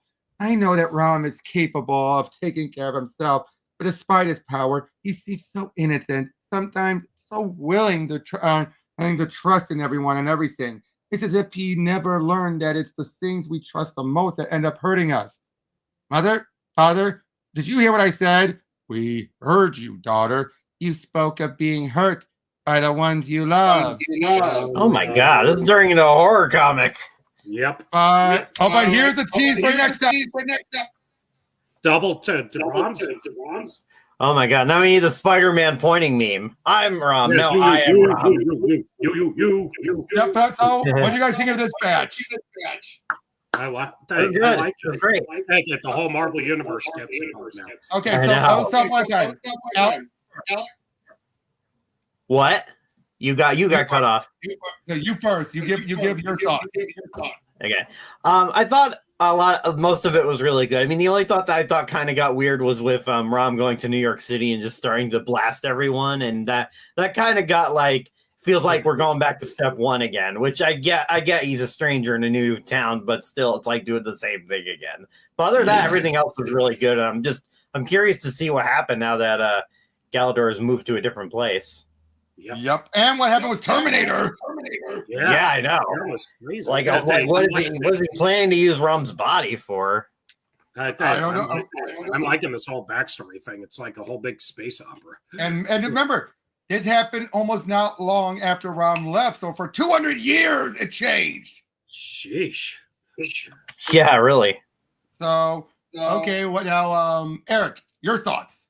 That's like I said, it got excuse me. Well, I definitely got action packed in the middle, which was great. But it was cool seeing all the other Marvel heroes, and again, all the twists and turns in the backstory are starting to come together, which is pretty cool. Yeah. Go. Would you agree though that the whole thing in New York was a little like, Ron, why are you just going pew-pewing? It's classic Marvel, but it does seem a little. Well, we got to do it for convenience sake. Yeah, but it did feel a little like trigger happy of Rom. Rom, he kind of was when he first started. I don't know why. New York's a bigger city, so I guess it makes sense. That's right. 8 million people. Hey, people, are they all wraiths? I must neutralize them. Yep, but again, he should have. But I do like how dealing with Torpedo, he's finally just so fed up with this whole misunderstanding fight. Why attacking him? Why does Marvel has always been known to do this? I can get why Rom is so fed up. It's like, I'm here to help you, you idiot. Why aren't you giving me a chance to explain? Again, because you're not. Because you're not human looking. Hello. Oh, I cannot take my armor off. Help. Yeah, but again, I've lost nearly all my humanity. But yeah, again, I think the story is really moving here. It felt like beforehand, it felt more like individual episodes and everything. This feels like we've got still had a strong continuity, of course. Yeah, but now it feels more and more serialized as we've gone on. I feel like they finally have a bit of a plot. There's more of like a focal point now, because now he needs to get back and see what's going on. Or before it's just like, how do we take out the die rates? But now there's more like it felt like it was in the episodicness of like would be an old 80s, 90s cartoon where they're like, we'll deal with them, but we'll never actually stop them. And now we're actually getting some momentum. The first half felt like, okay, alien comes to Earth, let's establish what's going on. The next batch gets things revealed to the hometown. Now it's starting to turn back into a space epic, much like the challenge of the Space Knights, the backstory we're getting. Yep. Now, but you guys want to give you a few teasers of what's going to happen next? He's back to Galador. There's 2 Roms. We find out about Mentis, and Galactus shows up. Yes. Oh no! Will Rom be able to? Will Rom survive? Well, give it out as issue 25, and we get up to issue 75. I think that's going to be an obvious yes. I think he'll be fine against Galactus. Yeah, I don't think Galactus is going to skip his lunch. Yep, but and we'll also deal with the Dark Nebula. Yes. So yeah. Any final thoughts? Nope. Just looking forward to more. Okay. Yeah, this is getting great. Thank you guys for joining me. Thanks everyone else. And we'll see you guys on the next one. Oh, Take wait, care. I mentioned Spider-Man is at the top of the Yep. comic. Oh my God, the Spider-Man's Amazing Friends are starting soon. Let's go watch it, guys. Yep. Saturday Yeah. mornings on NBC. Okay. See ya guys. Bye. See you next time.